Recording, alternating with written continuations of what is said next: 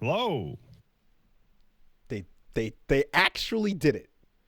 What's that? They actually finally made Rising Tackle cool. So he does did it. Spin. And then I was like, it still looks stupid. It looks and then stupid. I watched it again. I just watched it again. And the final key pose of him doing Rising Fang, he calls it Rising Fang in the air, Fang. is actually Buster Wolf upside down. Yes, and he's got it's the dynamic aspect of he's got the fist punching. You've got the geyser popping out the back of the enemy. And he's got his legs in that, and the stand. leg is in the twist. But so he's bracing himself on the air above him. Right? And so you took this stupid upside down leg sticking out like uppercut, and you made it so that it's a spin that ends in an impact that the counter revolution of the way he's spinning, your body stops it, and then the blast goes through you, and you made this dumb spin actually cool. I can't believe you saved it. Capcom saved the Rising Tackle. Terry Bogard is coming to Street Fighter 6 on September 20 something, in just a month. And they showed. I read the PlayStation blog. I'm sure you did. And he has every move he has ever had. Yeah, he has everything from all variations of his things. He has Rising Tackle and Power Dunk. He has his dash shoulder. He's got Power Tackle. He's got Power Wave close, Power Wave far, Ground and Power Wave anti-air. Right. You've got the fucking line shift system. So I saw people talking about that. I'm like, dude, he does line shift. I'm like, why does he do line shift? And I'm watching it. I'm like, he is jumping into the background because one of his target combos has a side swap built in. That's fucking crazy. The line sway system is what set Fatal Fury and Real Bout back in the day apart, because you had the ability to jump into a background and then face and avoid attacks. And so they kind of simplified it into a dodge in some of the other SNK games, but now he does it in Street Fighter and completely makes Luke whiff, which is nuts. A complete evasion. His animation on Rising Tackle is the same as it always was, but that animation's really stupid. So I went and took a look at it, and so that's his Shoryuken. It is a direct Shoryuken equivalent. It's pseudo invincible. It goes up at the same angle. But I'm like, the animation's so dumb that he crouches down and starts to tilt up, and that's the hit.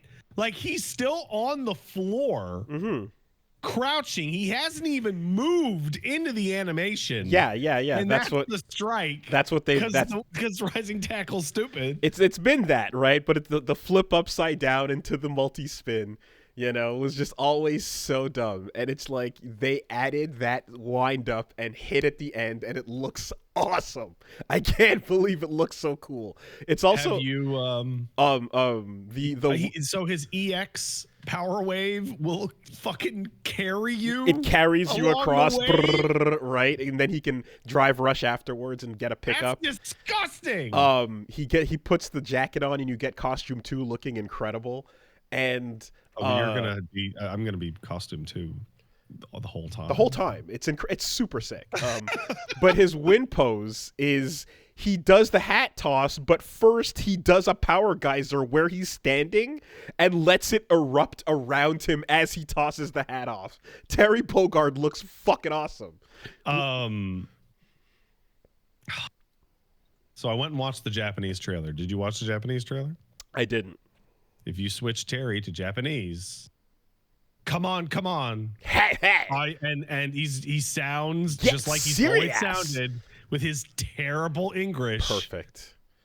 But it's weird because the character in World Tour and during his win quote will still speak like normal, regular person Japanese. Yeah.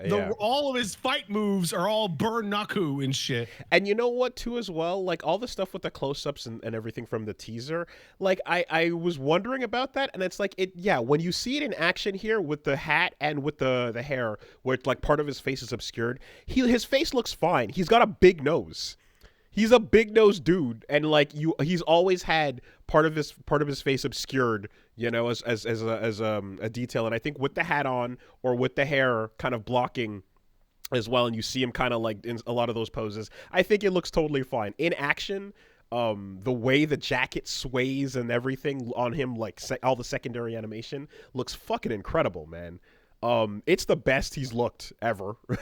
So I said this a little while ago, and it was when we talked about how he looked, and I said that the way we care about his model is going to depend entirely on how tilted his head down is. That's it. And how much of his hat covers his face. And I'm looking at him in his idol right now, and he is like got his head down, and a lot of his moves have his head turn away. Mm-hmm. And it's like he needs to have a big nose, or else his nose isn't readable in Street Fighter 6's like visual aesthetic. Yeah, the profile photo, the render of him on the official website, kind of shows you that same profile as well, and like it looks absolutely correct. Like his eyes are almost never visible when he's doing his punches. Yeah, so like he's coming to Metro City because they opened up a Pow Pow Cafe, and you can see like took a cab. Exactly, you can see Blue Mary in the background. You can see Joe Higashi there, and I think you see Richard Meyer as well, like behind the bar. You know? I mean, that makes sense, right? It's his cafe. Yeah, he's hanging out, looking awesome. And you know, I just realized he has unique animations for his two costumes. Yes, because you see him put the jacket on when he jumps and lands. Up, assumingly, yeah. Yes, like he's the only character I think that has separate animations. I think it's the same. I think it'll be the same movement, but like the accessory will just behave differently on him, whether it's hat or jacket. You know, and something as well that they've managed to solve, because his move set has always been this like very ranged thing across all these games. Every character in Street Fighter 6 has a level 2 super that is a utility thing. It's not just a damaging super. It serves a specific purpose. Like, listen, this one's going to go through fireballs because the level 1 doesn't go through fireballs. It has multiple applications or so, right? And here, it's like, okay, we have a lot of moves to homage. We need to homage Buster Wolf. We have like an enormous amount. Yeah. So how do we do 2 for 1 here? So it's like, okay, you get Buster Wolf as his level 1, and then level 2, it's the triple geyser.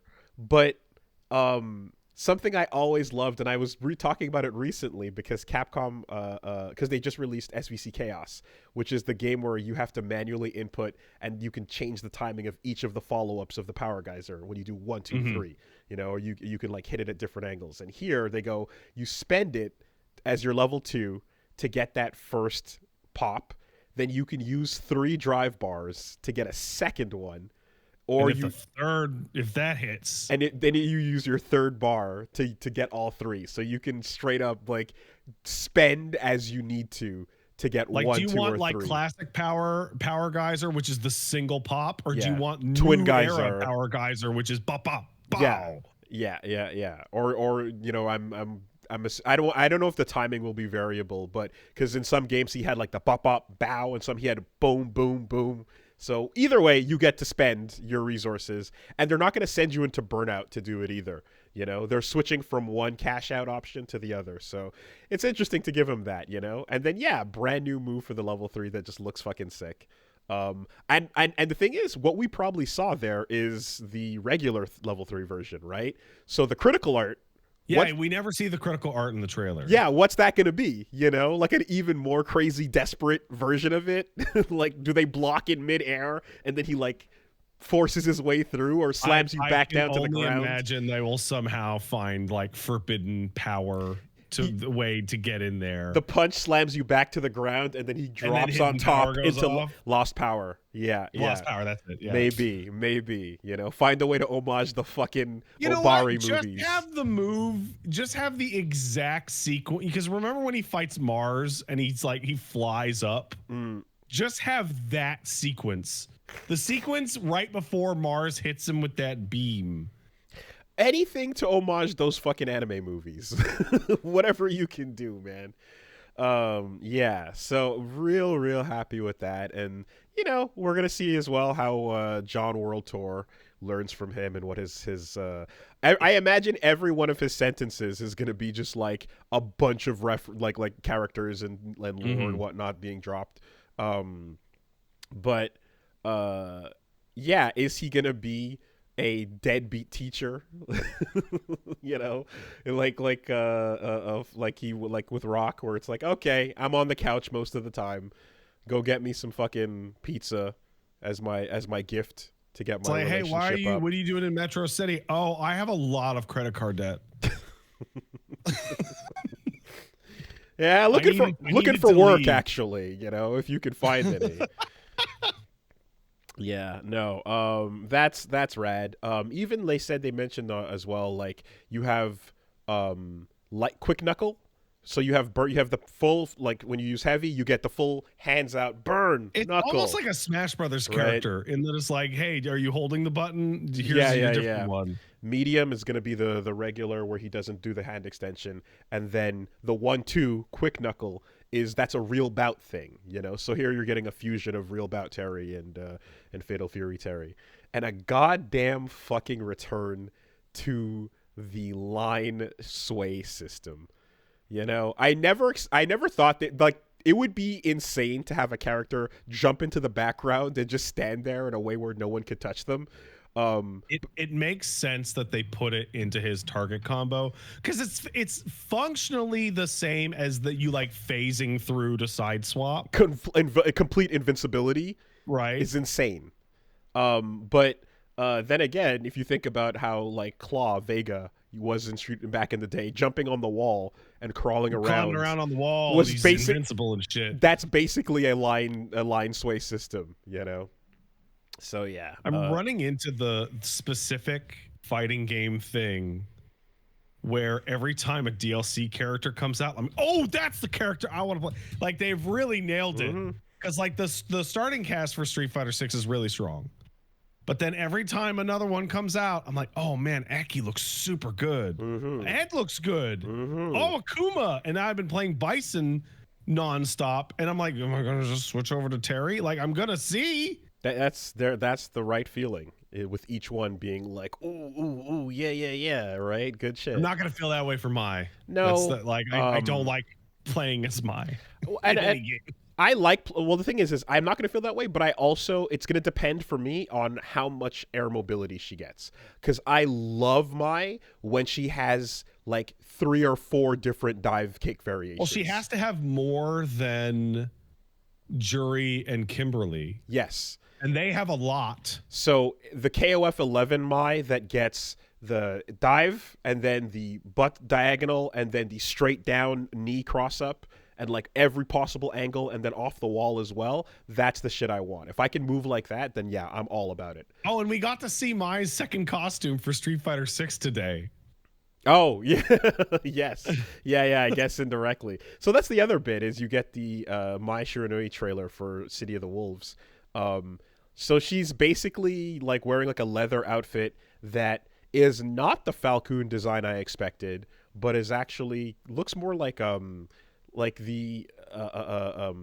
spy girl from Maximum Impact, It's with the kind of open shirt and stuff, and they very quickly went, by the way, the old costume's there. Don't worry, don't get mad. We still have the classic costume, but yeah, it's her with the updated look now, which I guess makes sense given like Andy got a newer look and such, and we're seeing a Billy Kane too, which he's one where I'm like, I don't hate it, but the bandana is so like crucial, and the new Billy Kane look as well. I kind of feel I'm like it give me a bandana variation of that. You know, the outfit can change, but him in a suit or not, whatever the case is, the bandana is the part that looks cool.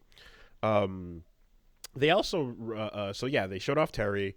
There was the Mai release, and then at the end of that, they showed a thing that was like special edition. So the base game is going to have 17 characters, and then the first season pass will have an extra 5. So 22 total, and it seems like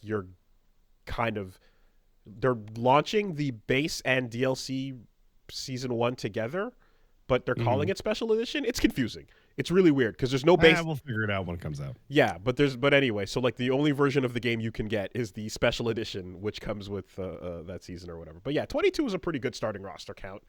You know, I feel looking at you 2XKO. Or 22's pretty good. Or Hunter, Nen Impact. You know, it's not a team game though, right? 22 on a 1v1 is quite that's quite good. That's quite solid. Custom colors is fucking crazy because we used to get that back in the old days on the Dreamcast fighting games. You'd be able to color your own CVS costumes and just make the ugliest fucking piece of shit ever. It's a legitimate advantage. It's part of the game. But it's like instead of selling colors, I like that they're like, no, just make it like we used to do, right?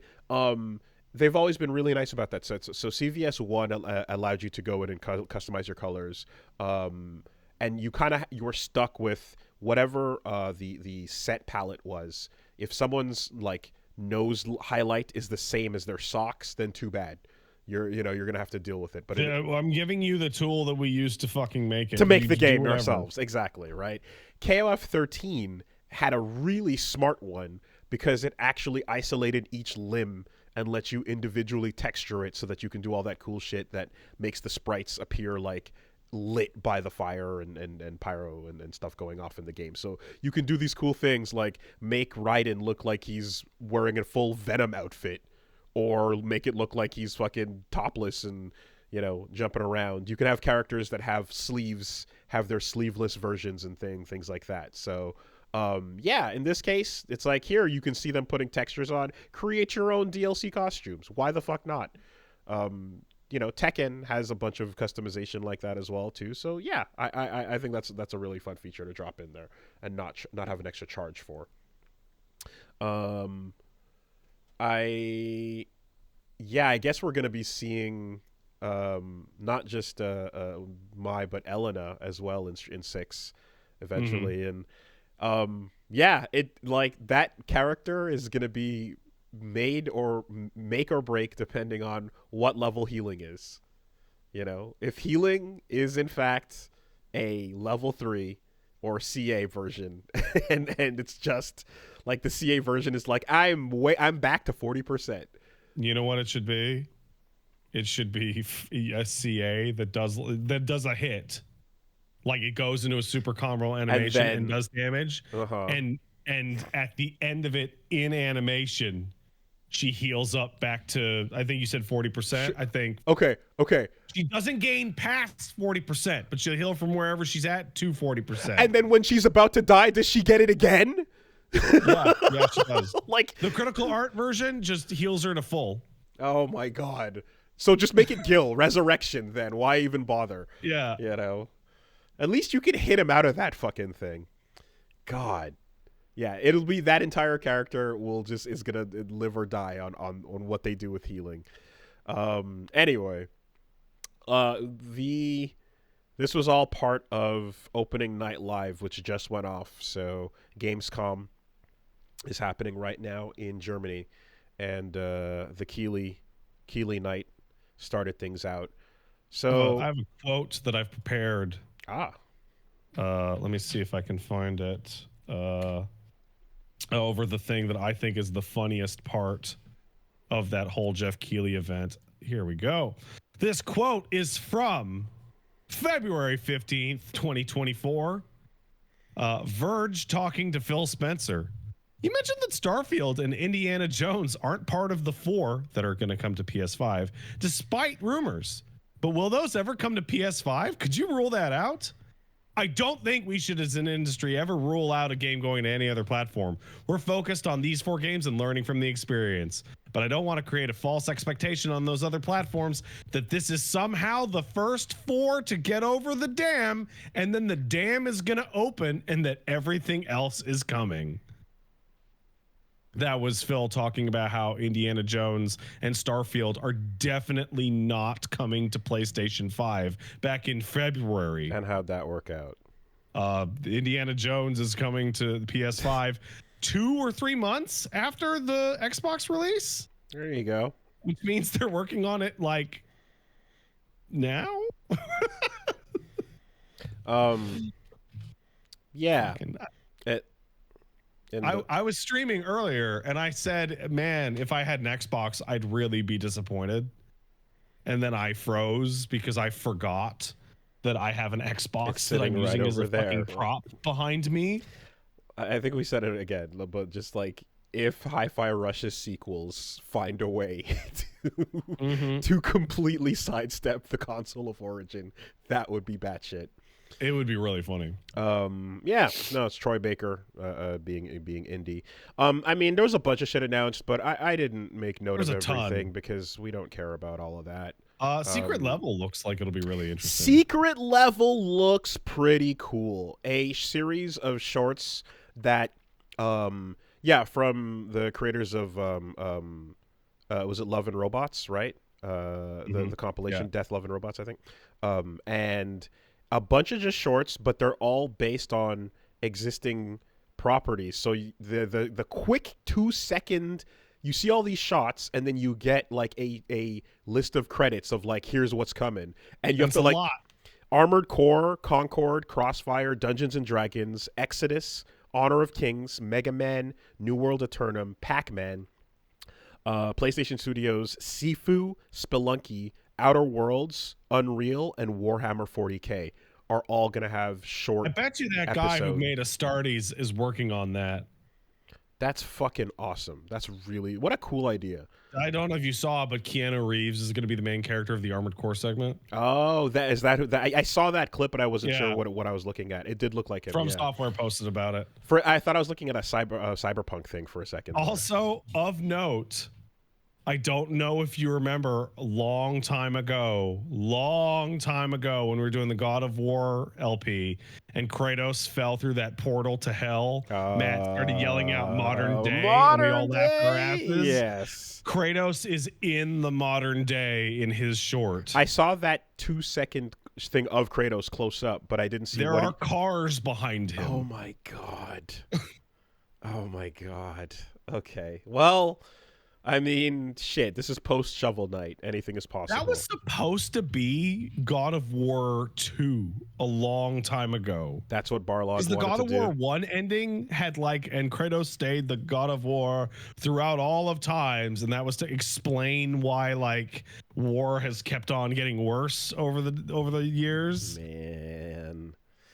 And again, he has faced Shovel Knight, he has faced Killick and Nightmare. So why not here? And is this a Persona-like thing where every iteration of Kratos' guest inclusions is all canonical? Who knows? Because we all know that he can just walk over to the next pantheon, right? If you can switch from one to the other, well, why? I just walk over, hang out, and eat. The next one's going to be Egypt, I think. And that's a good one. Egypt's cool, but does that just become the bit? Is Kratos walks to the next group of gods and goes, I'm going to kill all these fuckers for some reason? No, he'll have some stupid inciting incident. I feel it. Well, yeah. Anyway. They'll be like, so, you know what? I didn't play. You know what, having not played Ragnarok, it's hard for me to say what becomes of what. But I will say that, it was an unexpected bit for him to, switch lores and do this whole thing with his character reboot. You can't keep doing the same trick, right? So if they find a really good way to write it, then sure. So what you got to do is you just got to have Kratos walking down the road, and an Egyptian god stops him and goes, "What are you doing here?" And he goes, "I'm just walking through town." And he's got his bag on, and he's just doing John Rambo, and then the Egyptian gods arrest him for no reason and beat him up a little bit, and then you just redo First Blood, but it's Kratos. If we enter a realm where this God of War IP is just a new Assassin's Creed, where we're guessing whether he's gonna fight yokai or Anubis, fuck everything. That sucks. That rules. What are you talking about? Oh That's my like God. that's the end goal. Oh my God. All right. Like Kratos was supposed to be one of the 3 wise men that found baby Jesus. Wait, when was that? That was Jaffe's fucking stupid idea for the future of the franchise, that he would team up with his Egyptian and Norse counterpart, and the 3 of them would go find baby Jesus and usher in like a world without war. Yeah, all right. Sure. Fine. Then the dumber the better. Fine. Like Oh, anyways. The off the top, Borderlands 4. Oh my God. They expected. Hey, I want to give a shout out to Germany. The Germans are a really fun crowd to have these shows in front of, because the Germans don't clap or yell for shit. And so you get Jeff and that lady Shocks out, and they're doing their bit, and the crowd is fucking dead silent. Just no pop. It was at all. There was supposed to be a pop when the mask gets picked up, right? Like, Well, yeah, it's the held. movie was supposed to be a fucking slam dunk banger. The trailer, like the you see a thing land on the ground, and the mask is held for a dramatic reveal, but there was no big cheer of what. Yeah. Borderlands, that was supposed to be the like, hey man, you hot off the movie, let's go, and instead it was like, oh Christ. I mean, to be fair, it could have been Fallout, where they just had a hit show and then nothing. So they were planning a simultaneous release. You know, Fallout London is the most downloaded game off of GOG ever. I saw. Yeah, that's crazy. And it's like, wow, Microsoft, if you had like had something ready to go, like literally anything, it would probably have done well. I think we all, just to go back for a second to Secret Level, for 2 seconds you see that what looks like a little Mega Man robot, like kind of, it's like, you see Mega Man. It was a full, because it flashed really quickly. I thought saw. No, you see Mega Man and you see him turn towards his helmet. Oh shit! Okay, I got to go back and slow it down. Then there was a lot of shit happening. Yeah, that's quickly. Mega Man. That's cool, and who knows if that is a nicely done short that can kind of like start to get some groundswell going. You know, maybe Mega Man can be saved from the moon one day. No, but not the moon of our hearts, or the moon of Capcom's heart, for that matter. Anyway, Tribenine looked pretty sick as well. That was the Danganronpa folks action game. It looked like shit, dude. I thought it was. It looked like trash. I'm interested in seeing what's going on. It was an action game. You know, I saw some stuff. I'm like, okay, let me see what this is gonna be. You know, and I feel like the Danganronpa art like turns off everyone's brains. Like they see that type of art and they go, it looks good, and it's like it always looks like garbage. If it's gonna be like Zenless tier, just all right, basic action, you know, then I can live with that. If it's like I'm not expecting crazy style, it's the same thing, the same conversation I had with Zenless, right? Basic wail on the thing, evade system for the characters. We'll see what's up, you know. Yeah, I don't know. And I do remember I remember the initial artwork with all the Danganronpa looking characters and stuff, but I don't hate Danganronpa art off the jump. In fact, I'm fine with it. I like it. Yeah, I don't know. I have a like expectation set for action game that is not the peak of the genres that we talk about all the time, you know. They showed off Cap and Winter Soldier for Marvel Rivals. I that got me like the best belly laugh of a trailer in maybe all year. When Cap goes, Bucky, snap out of it, and it just hangs, and Bucky goes, no. No. Yeah. No, I don't want to snap out of it. Might be the funniest response to a brainwashed character ever. And his bionic arm is just tentacling everything. Yeah, fuck it. Hey, man, they want to go nuts with it. And then they said, hey, I was in the middle of saying, God, I hope they don't fuck this whole thing up with money shit. And then they say, hey, by the way, everything in this game, except for the costumes, is going to be fucking free. Oh, I missed the detail there. What was all characters at launch and forever will be completely free. So just cosmetics. All cosmetic. That's a really smart move for a very fun video game. Very smart. That is nice. I feel like that just totally invalidates Overwatch completely. Yep, that's it. Dunsky. I mean, I think there's a few. The only real move Overwatch could pull would be like an actual single player story mode bit, but it would have that would Didn't just be just cancel that. But that's what I'm saying, right? Like, yes, like the full-on single-player story mode thing of the characters and cutscenes doing all the stuff, which might as well be a different game, you know. But that's it, right? That's not happening. Therefore, all right, lunch taken. Bro. Also, quick shot of like Cap running into battle, shielding up, and then deflecting the Iron Man. Deflecting people's ults is really simple, and it's a really good kit thing for Iron Man, not Iron Man, sorry, Cap to just go no, you're not gonna. Super. That's cool. I wonder, like, does that apply to all damaging ults of that nature? It probably applies to like anything he wants. So Punisher starts just unloading, and you just go nope, and just aim it at the opposing right team back instead. at you, buddy. Yeah, cool. Interesting utility for the hero. And then he gets the "I can do this all day" line. Yeah,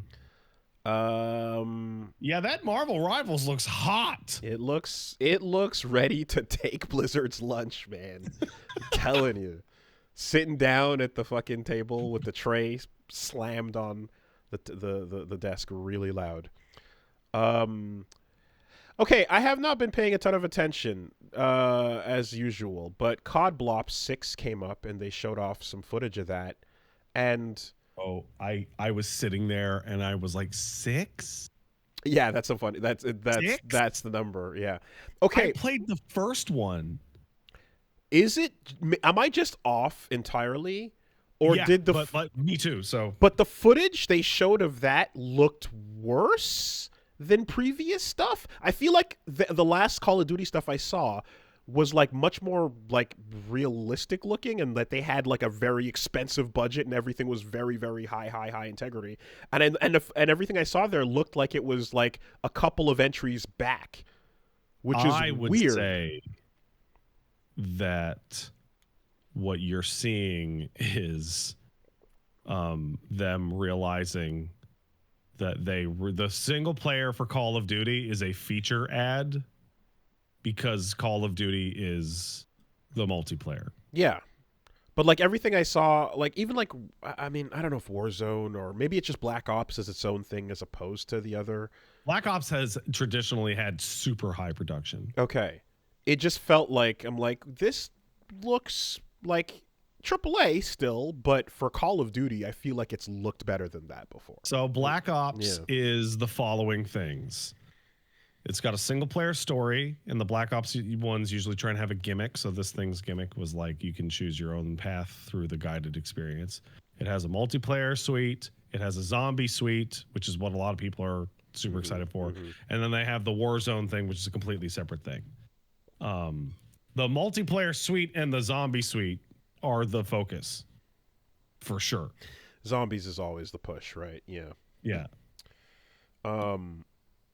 But like, if something like Warzone is also a battle royale live service thing going on, like they don't offer up a multiplayer to this that replaces that at all. No, that's a whole separate thing now. Yeah. Okay. Right. So I was sitting there and I was like, people were like, when are they going to just have the balls to do a 9/11 mission? Right? Because they love to do historical goofiness. And I feel insane because like, when did COD4 come out? COD4 came out in 2007. There's a 9/11 mission in Call of Duty 4.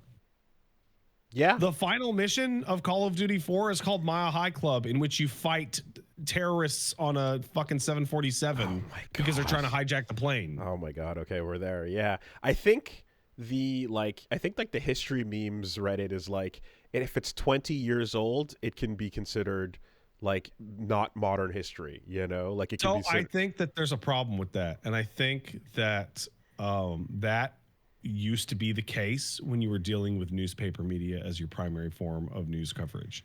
When you're dealing with the modern internet world of digital news, things feel closer than they used to be. Because you have high def footage of it, and it's all in super recent memory, and it's all like super duper logged and detailed to the second whenever something goes down. When you have a timeline construction that is minute by minute, and here's multiple angles and viewpoints and cell phone camera footage, it feels it's always going to feel like it was yesterday. Like 9/11 to now is how far Vietnam was when we were kids. At the time, yeah. Mm-hmm. But because of the way that Vietnam was portrayed through newsreels and film, movies, versus soundtracks. Hey, here's every angle of the whole war of Vietnam. The time scale is different.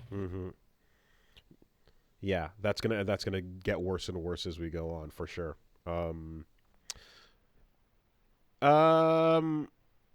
They showed that off. Oh man, there was a trailer for Squid Game Unleashed, and this Squid Capitalism Game has fully subsumed its critique. I mean, Disco Elysium stays winning.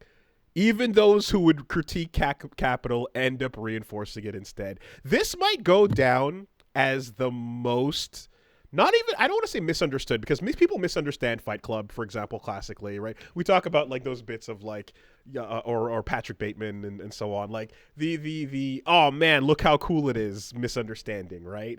But that's not what's happening with Squid Game. What's happening with Squid Game is more of a like, I think I get, like, some people are like, oh, look at the death game. Wow, what's going to happen next? And don't really think about the point. But then there's the level of like, I think I get what you're getting at, but I hate what you're getting at. Therefore, I'd rather this just be popular because, ooh, the death game, though. You know? I have what's actually happening. Who cares what you're getting at? Let's make some money. Yeah, of course. But that thought follows the previous one, right? I think I get what you're getting at, but I don't like it. Is like, you still have to confront that once it's extremely popular, you know? To which then the creator of Squid Game was like, oh yeah, no, that was totally a tale about modern capitalist society. I was absolutely getting at that 100%. And the more you get the spin-offs, the more you get this game with like the art style and everything is going like, yeah, wow, who can survive? Someone in the chat named Art Dalek points out that Squid Game is the most flagrant, wow, cool robot that has ever existed. Yeah, right, the Gundam shot, right? Yes, exactly. No. So incredible. Like, they wouldn't have to be playing the death game if they weren't poor. That's the point. That's the whole point of the TV show. And hey, look, the billionaires want to entertain themselves by dangling a carrot that says, you can be one of us.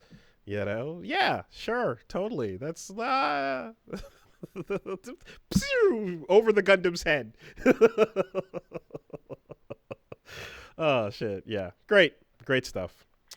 I want to point out a game that got announced. Let me not make the mistake of attributing to Disco Elysium what is attributed to Marx. Excuse me. Right. A game that looked fairly generic. It got announced called Unknown 9 Awakening. And I am like staring at this image because I want to try and remember it next week, but it's gonna go. I don't. I Go. I have. I am in I have already awe. forgotten what you. I am in awe of the terribleness of this title. Okay. So, I do not remember this game or the screenshot or what you're sending here or any of this. It's already gone. If it was on stage, it's already gone. I would like to add this to the list. Of games we can't remember. Number 1 being a canceled MOBA from EA called Dawngate. Yeah, well, yes, because those are just the the combination words coming together. Awakening. And number 2 being the StarCraft ripoff called Stormgate. Sounds good. Yep. Again, the combination never fails. People are pointing out that I have already seen this game at different shows and said this exact same thing, and it just I bear no memory of these events. It's almost a little sad that we're not getting multiple entries anymore each year of games that belong to the Dawn War Storm face legacy. There's so much more we could do there. But anyways, yeah, I have already deleted. This game is already a memory. There was a so they showed off the episode Aigis P3 Reload trailer. So yep, we're doing the answer as we all knew, etc. But then they're dropping in a Joker boss fight, it seems. Wow. So he should be 10 years old. That the time frame doesn't make much sense, but then again, neither did it matter for Nocturne's cross with SMT5 as well. But Joker is no fucking demi-fiend, is he? I would like that's the thing though. Joker is cool. He's not. And it's fun to see oh shit, there's Arsene, and then the fucking transformation popping off. But that goofy kid ain't. So that's not the same level, man. When you fought the P3 and P4 protagonists in P5, it was supposed to be like them at their peak, right? But exuding, Joker oh fuck, oh shit, oh god. Joker is a 9-year-old in the events of Persona 3 Reload. The dude should be in middle school. Yeah, I mean, again, even him just being there in form by himself, I guess switching off to show the different personas in his arcana is going to be the main bit.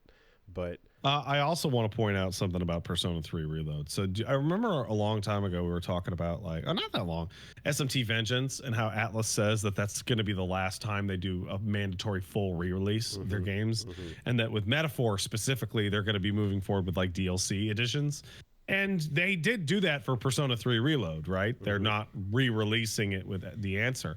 And I'd like to point out that in the past, when Persona 5 Royale would come out, it would be a full price game at $50 or $60, and then I'd have to rebuy it, right? Luckily, they're doing a DLC expansion pass for Persona 3 Reload if I want to play the answer, which costs $47. That none of the pieces can be split up. It has to be bought for the whole thing. So it's a good thing I can't buy a re-release of that on sale. You were spared your $80 re-release purchase. They're still doing it. They're still doing the literal exact same thing. They're just actually doing it as DLC. It's the same thing. Man, yeah, that's fucking stupid. The core point is you're buying the same shit again, and that feels bad because you're spending that full price, and then if that's what they're pricing the DLC at, I mean, okay, so you're still getting you're not losing your save, you're not losing your progress, I guess, but That's wild, dude. Jesus Christ. Okay.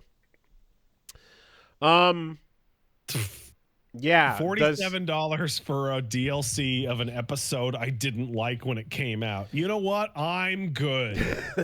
does does this new philosophy apply to just the Shin Megami Tensei series? They said that if they do a enhanced version of Metaphor, that it'll be DLC. See, the metaphor, it's a metaphor for your wallet being empty. Yes, that's right. Oh boy. And we complain now, but we know we're going to be there day one with Metaphor because it's going to have those good menus. Yeah. Just sell the menus. Yeah, you know what? Yeah. just package up a bunch of JPEGs and MOVs, man. Yeah, so they showed that off, the Squid Game bit, and I mean, that's pretty much all that I noted. There was I don't know what Enotria was. But it seemed like again some Souls at Home bits where it was early on in, and there was someone that did a backstab that was a FromSoft backstab. Oh, you want to talk about what the fuck's it called? Myths of Albion? No. Peter Molyneux is fucking back, son. The God game? Yeah. Did you see how he's gonna bring the old team back together, and they're making a game that's God, what was the phrasing? New, unique, and different. And then he shows off that it's like taking place in Fable's universe, and it's black and white, and the big thing is that you can zoom in and take control to the character, and it looks like a Mafia City ad, and like the zooming in to take control of the character is just running and swinging a bonk stick for like it is like it looks awful. It looks like a crypto scam. Yeah, he's gonna keep at it, man. Like it's the same bit. It's the same bit time and time again, and I don't see why we would expect anything to change. Once again, shout out to Germans in Cologne. Jeff brings out Molyneux to nothing, and they go, "He's back," and like one guy goes, like dead, like stone faced. The stoic like Germans. Nothing. Yeah. Hey, do you remember the part in Godfather 2 where they go to the old country? No, I don't care for the Godfather. Okay. Well, I agree with Peter. It does insist upon itself. Well, yeah. The AEO, we will go to the old country for this thing of ours. Gabagool. I was sitting there watching that, and that was the big stinger. And I was just hit with like, who gives a fuck? Apparently Europeans really like Mafia. Oh. Okay. But I was just watching it, and like the only thing that is going to make me interested in 1900 Sicilian Mafia game or Mafia 4 is if we get a sequel to that guy shitting his pants and his mom is yelling at him to go to the bathroom, and he keeps saying not yet. Yeah, the biggest piece of Mafia lore. That to me is the Mafia experience. Yes. It's just not yet. Yeah. No, I want I want it to sound, I want the characters to look and sound and act like Sopranos Jersey fucking modern bullshit. Oh, that would be great. But in old Italy context. Oh, that would be absolutely like great. Makes Uncle Paulie in 1910 Sicily. 1,000,000%, yes. Because the whole bit is because in Godfather 2 they go to the old country for a bit and they spend some time and shit goes down over there and you get to see what the small life is like, But just bring it for a full circle with the Gabagool. All of it. Big pussy hanging out. Yeah. Anyway. Oh, also some news. Do you know Concord is out? Yeah. Yeah, I saw ads. There were ads for it. It is in fact out. Bro, that game is dead. And then there was the like horror farming. Yeah. Like, what if I did a farm, but also there was evil out there in the farm? We harvest shadows. Which is apparently a good name, by the way. But apparently that's just farm life. But spooky. No, like farm life is like that. Oh, like for real. Yeah. No, real farm life is you're scared of the dark and there's monsters. Farm life has you waking up in your barn and then there's eyes on the door. Yeah, no, absolutely. Got it. Or so I've heard. Okay. Apparently that's Ohio. That's just Ohio. Okay. Yeah. Perfect. Okay. That's why the kids say that it's skibbity. Ugh. You know that. Oh yes, people keep telling me to talk about Dune. Did you see the MMO for Dunk Awakening? Yeah, and like the moment I saw people walking on the sand and just hanging out and selling guns to each other, I was like, but isn't the whole thing that like the coming of the sandworm can't be this big event and not this ever persistent threat? You know, if you can just run around a map and then occasionally cross that type of area, I feel like that's taking away the fear of this thing that exists the entire time. So you're on the planet. I'm not a big old Dunk head, right? I don't know that much about Dune. So I was asking the chat. I'm like, hey chat, you guys know about Dune? Isn't Arrakis like a 100% desert planet? To which I was explained, yes, it is a 100% desert planet.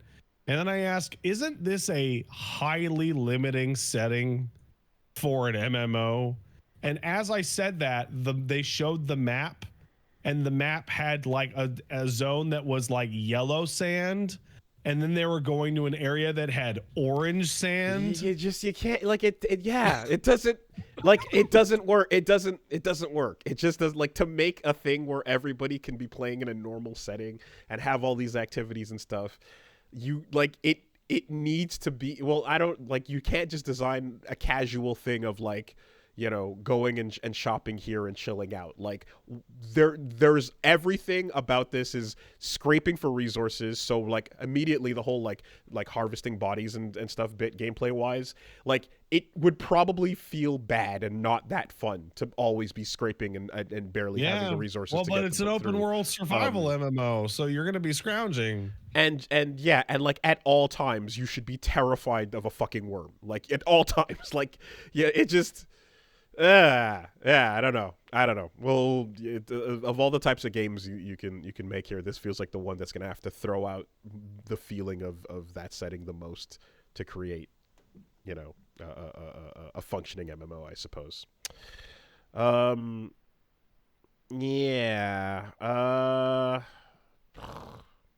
That's it really. Some stuff. Go Simulator Remastered, taking the piss. Hey, look, it's the cash grab penitentiary with the. I actually really liked with the gags they were going with, and then there was the GTA cell. There was the Skyrim joke. There was the Assassin's Creed 2 screenshot background guy, which was really, really, really deep cut. What was the first one with the weird face? The fantasy setting character that was like blonde and their face looked like Botoxed or whatever. Oh, that was Arthas from Warcraft 3. That was Warcraft. Okay. That was when they reforged Warcraft to look like shit. Gotcha. Okay. The Blizzard armor looked. Yeah, that was the clue.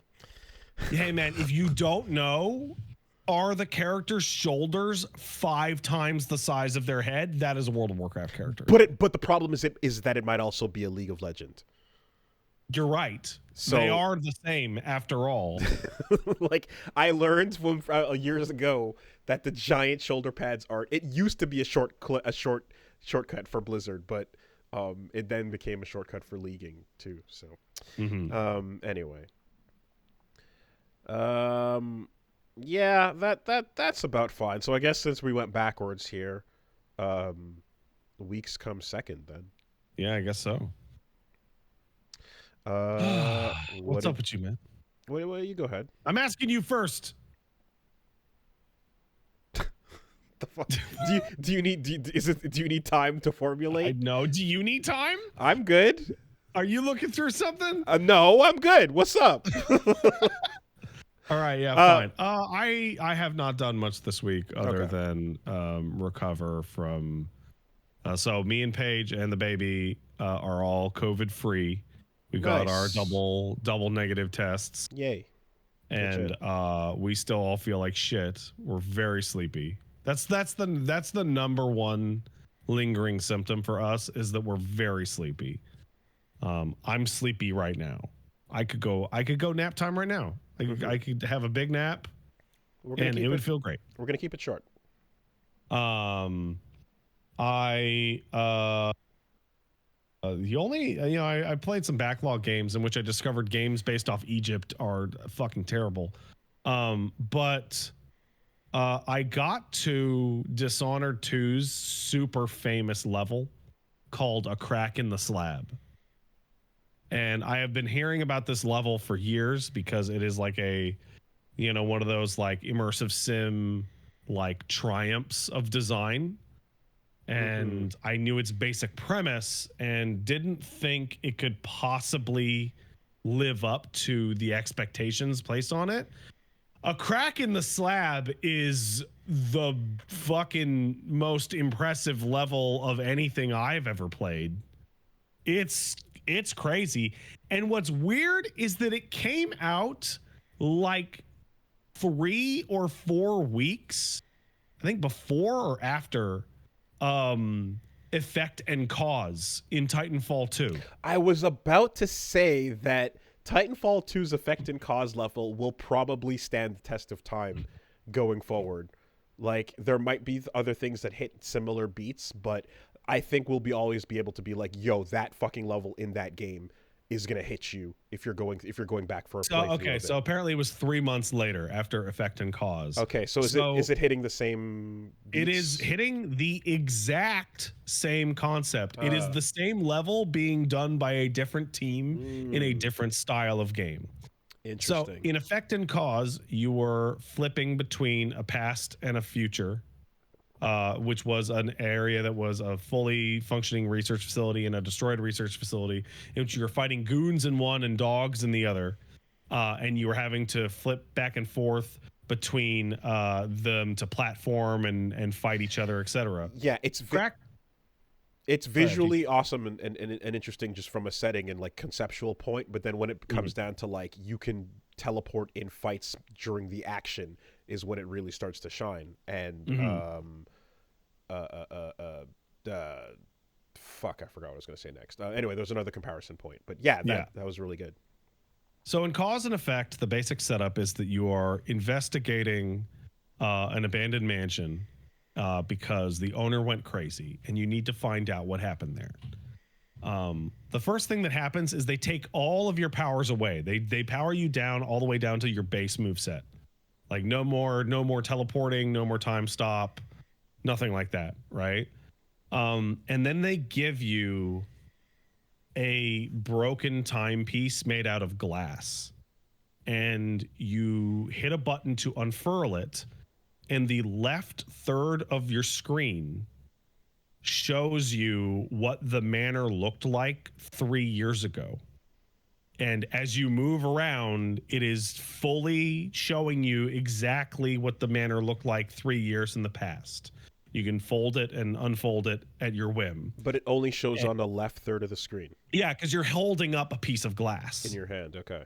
Right? And you're holding up this piece of glass, and on that little part of the screen, you're seeing the 3 years ago as you're exploring this demolished manor. You can then hit the left trigger and swap between the two states. And now you're in the old intact manor, and you're looking at the destroyed manor through the glass. And the gimmick here is that you are doing like stealth level design with roaming guards and across both timelines. And you are changing things in the past to open up areas in the future, right, and solve puzzles.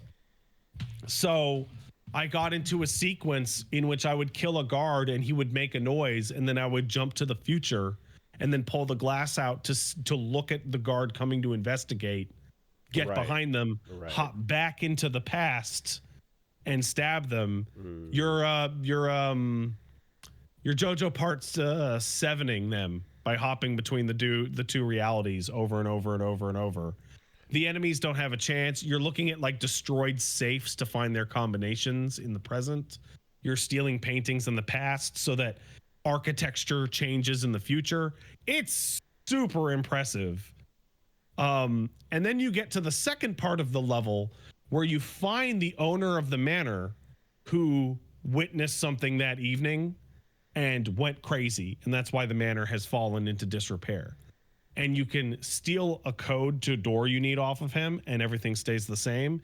Or you can kill him, and the instant you kill him, the destroyed future manor turns into an even more destroyed future manor because no one is there.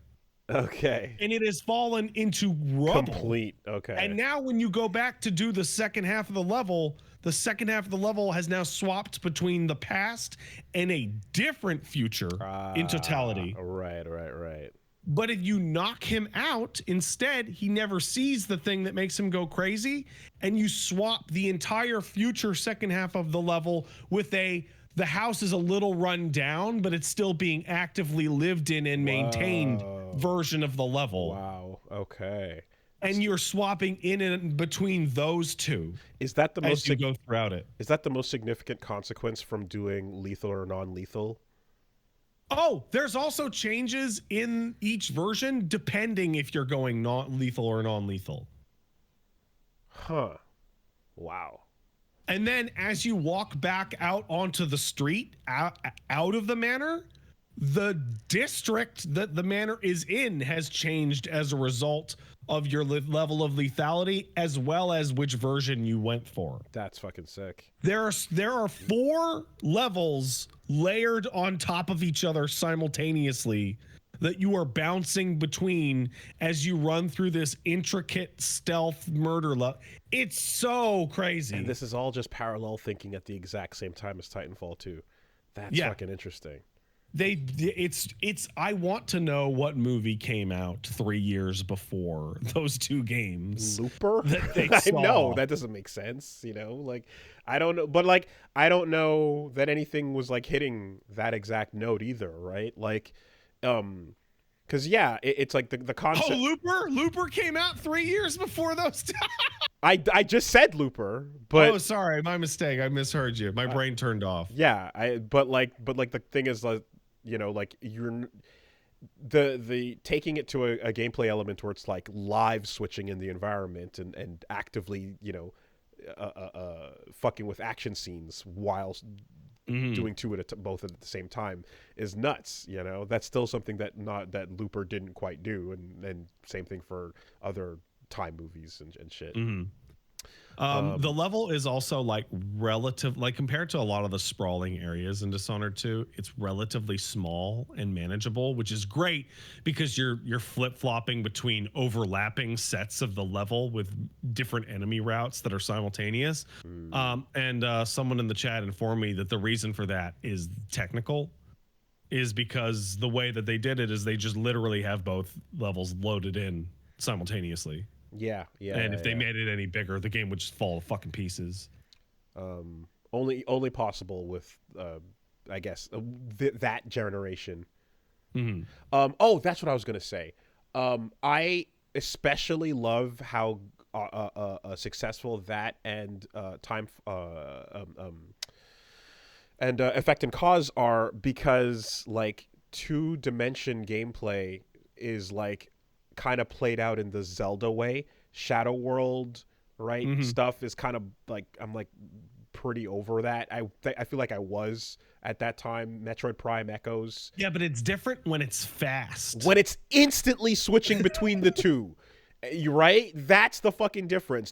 Going to the Shadow World via a different hub and like, okay, re-explore the same thing. It's actually a new area that looks kind of like the other area. Yeah. Like, no, the instant switch makes a humongous difference. It was novel, early on the first times around. Yeah, Chrono Trigger was fucking incredible with that. But those games doing it in an action context are absolutely impeccable. Yeah, man. Good stuff. Wow, that's fucking sick. I also one of the winners that came out of the backlog series is a game called Severed Steel, which you might want to check out. That name rings a bell. So Severed Steel is it's an action game. You jump, you slide, you do jump kicks, you kick doors to knock people down. It's made with voxels. It's very like neon shiny. Its main gimmick is that holding the left trigger puts you into slow-mo, and you get a lot of slow-mo. You get like 10 seconds of slow-mo, and when you shoot somebody and kill them, you get 3 seconds of slow-mo back. Okay. So it lets you be constantly running, wall jumping, diving. Yes. And just every single time you want to shoot someone, go into slow-mo, shoot them, and you'll get it back. And it also has fully destructible environments. So you're like blowing through doors. You're blowing through walls to slow-mo dive, kill people. It's awesome. Ghost Runner. It's way better than Ghost Runner.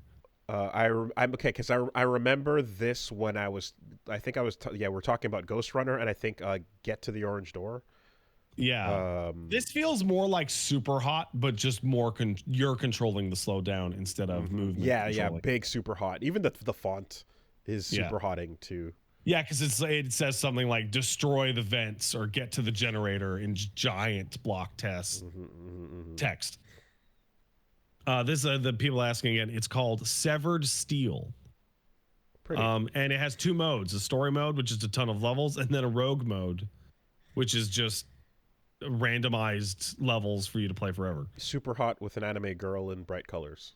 Yeah, I don't know. The anime girl is for art purposes only, I think, on the main menu, because like everybody in this game is like shiny, reflective voxels.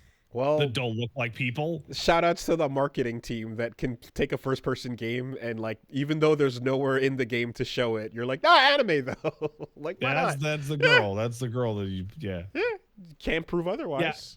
Yeah. It feels like thank you for reminding me. It feels like Fear. I don't know if you ever played Fear. No, but the way that the gunplay feels and the way that bullet ricochets work and the particle effects coming off of everything, it feels like Fear. Yeah, okay, this is from a couple years back. Yeah, it's awesome. I'm glad it was recommended to me. And that's pretty much it for Pat this past week. Been mainly just trying to rest up and get back to normal. I'm going to be streaming, did a lot of streaming today, including today's podcast. So the next one is going to be Friday, where I'm going to do the wheel with Beat the Backlog. And then I'm going to try and finish off Dishonored on Saturday. So if you go down to twitch.tv/PatStaresAt, you can check that shit out. Okay. Yeah, here. Well, let's take a quick word from our sponsors, and then when is the Xbox thing tomorrow? I didn't even know there was an Xbox thing tomorrow. Yeah. No, it's... Xbox thing. I always, anytime any type of game shit is coming out or whatever, I'm like, oh, the whole world is on top of that. I'm not, and when is it? When's... Come to find out, y'all are rolling out of bed and catching this shit. Well, I mean, I roll out of bed at 6 to 8 o'clock in the morning any day because I got a stinky dog, a dumb cat, and a cute little baby to take care of. And I'm getting up. And you gotta get your energy back. Oh,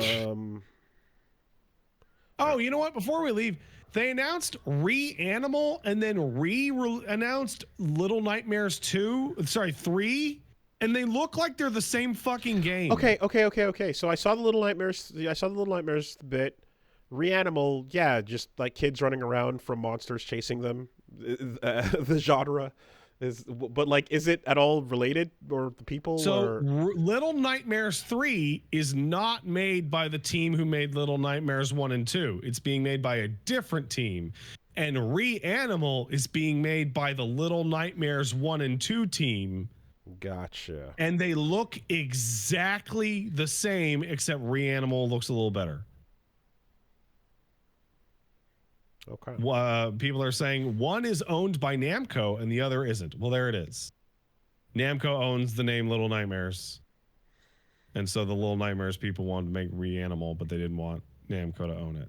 So Reanimal is Little Nightmares 3, really. Kids running from giant horrors. Genre. What if the sheep had too many arms? What if? And Kid gets a great sword for a second in that other one, but okay. Did you see? Sorry. Did you know that Blork will appear in the upcoming season of the Grungle Man and Binkus? I did not know that, Wooly. Can you tell me more? Yeah, it's big news, you know. Blork, the fan favorite.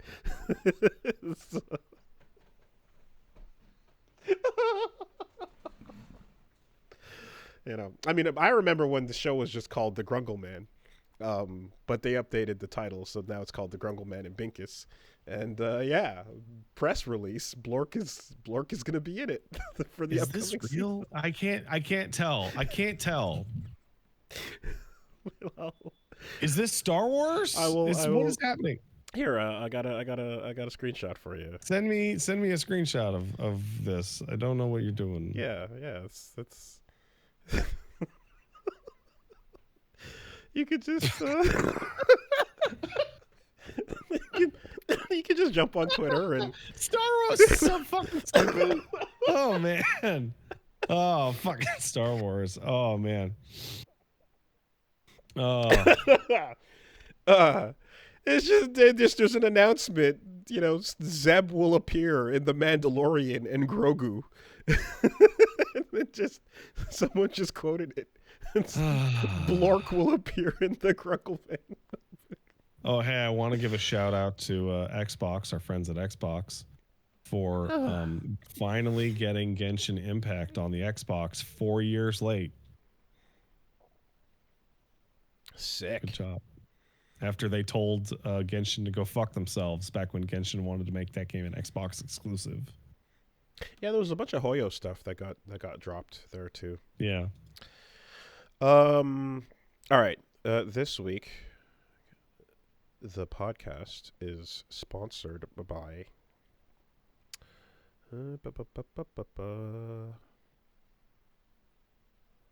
HelloFresh. Hi. Food keeps you alive. It's important to eat it. I need it. You should do that. But food, you have to make it.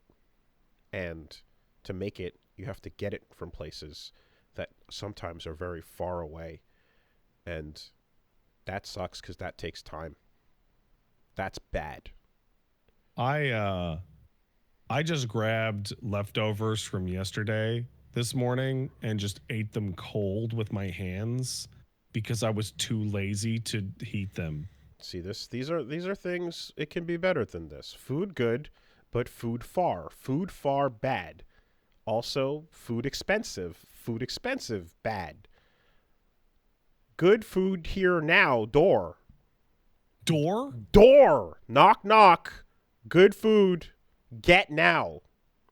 Fast. Can they run fast? It's really, really fast. Door, get food now, healthy, fast, good, go. Look, when you want. Grocery store shopping can be expensive. It can take time. It can be grocery store bad. Annoying. And you can get yourself HelloFresh to get fun, easy, affordable meal kits delivered straight to you. And yeah, always fresh, never frozen.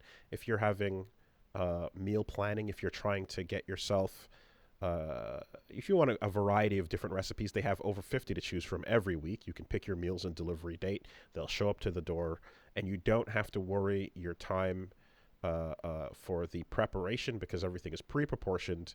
Step-by-step recipe card makes it very simple. Really, the steps are these giant pictures. They're very easy to understand. You cannot Even mess it Pat up. can understand. Even a Pat. Hey, what? Huh? So yeah, life gets busy, and and you know, just you want to be able to customize and get yourself good stuff. And not only that, but the types of meals you can get range from fit and wholesome, quick and easy, vegan, vegetarian, if that's what you're going for, basic balanced meals, whatever your tastes are, you can get it taken care of. You can easily swap in more protein or more veggies as well. So yeah, you can check out the HelloFresh Market for some add-ons to jazz up your weekly deliveries. Real good, real simple, real tasty. Can't get enough of that chicken pesto. That's the fave. And if you are like the rest of us that need food now, good food, not want waste time now, go. Then Time limited, no time for good word. Only fast, useful word now. eat, live now. Stay. Healthy. Go. Yeah. They've got the current promotion as well going on. For free breakfast for life, go to hellofresh.com/freesuperbeast. That's one free breakfast item per box while subscriptions active. Free breakfast for life just by going to hellofresh.com/freesuperbeast. That is America's #1 meal kit. Thank you, HelloFresh. Thanks, HelloFresh.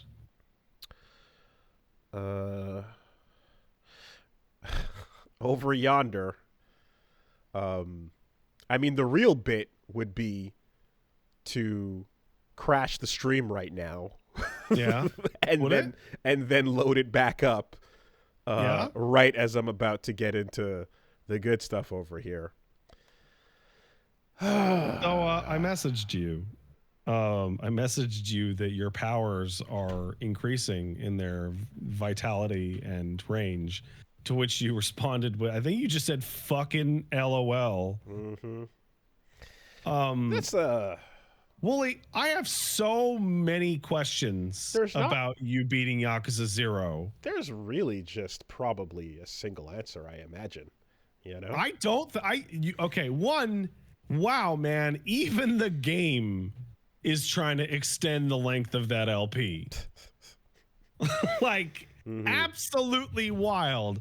That is, I remember when you restarted that, I was very much like, yeah, Wooly's lost his mind. I don't know what he's doing. He's crazy. And then you kept going. I'm like, I'm stupid. You may be crazy, but I'm stupid, because clearly you should have kept going. That was a great idea. But the game disagrees. The game disagrees. Yeah. So I finished off Yakuza 0, and the finale will be coming out shortly this week on Wooly Versus. And it's been a journey, you know, the journey that started 4 years ago. Now, albeit that is a disingenuous way to frame it because there's a giant hiatus in the middle, nonetheless. Nah, man, it took you 4 years, just like game development. No matter what. Right? You restarted it, yeah, but I mean, to the consumer, they see 4 years. An entire presidential administration has occurred. Yes. How do you feel about Oda and how he was so cool? Oh, man. I mean, that, like... the entire ride through the game and the way morality is handled, right, is just, it's not even the like anime Naruto thing as much as I'm like, is this just what's the director's name again? Nagoshi making it so that he can look back at his actual Yakuza friends and have them nod in approval and go, yeah, that guy wasn't a good guy, but he was serious about the life, and he went out the way he lived. Feels like as long as you stick to your guns and stand up and fight at the end. No matter what. Like Yeah. Awano. Yes! Awano was such a cool guy. Yeah, he shot those women for literally no It reason. doesn't matter how many bullets you put into the innocent woman right over there to make your point. It's all about standing your ground at the end, you know, and making sure I'll let you you go know, out. Nagoshi's gone now Okay. from the Yakuza series. Okay. And I will tell you that Yakuza, so when you play Infinite Wealth, Kiryu can go back to a bunch of places and reminisce. And there is one for Oda in which you go to Cafe Alps and go, you know, I met a guy named Oda here and he taught me all about business. And then it has a line break and it goes, I never liked that guy. He was an asshole. Interesting. So it took them like 10 years. But Kiryu does walk it back and go, no, you know what? That guy was a prick. So the way that Oda gets introduced, though, is like you're like defending this dude who's hanging. He's the last, you know, person in this empty building, and they're trying to pressure him out. And he's like, no, I'm not going to go. I'm staying. This is where me and my family live. And then they have the squatters that are trying to pressure him out. I'm going to take this big old wad of money and slap it in your face. Bitch slaps him with the wad. And you're like, whoa, this dude, that he's like that, right? And it's this weird moment because you're like, oh, look at this fucking asshole, right? Look at that swagger. And then the guy that you're defending goes, I've been waiting for this payout. And then completely scums it out. And you're like, wait, you're the guy that I was just defending. Where's your integrity? And he's like picking the money up off the ground and, you know, being the exact opposite of what Nagoshi's friends would like. They're back there going, oh, no, fuck that guy, you know? Yeah. So then you're like, oh, so then Oda was right to be mad here then? He was right. He was right. You know, and then it's like, and he's working for Tachibana, and then you get the whole bit, and then you learn about the, you know, the full-on backstory and all that. So yeah, listen. I'm dying. And yeah, okay. So I sold some people into sex slavery. Come to fucking find out the bat tattoo is the same that he's rocking, and the literal, like, the main character's trauma point is because this guy just snatched her up and was like, going about his business, you know, and now we can all just move past that point. And like, and as soon as that moment is discovered and you link the pieces together, less than 5 minutes later, it's like, hey, he's going to do his last stand.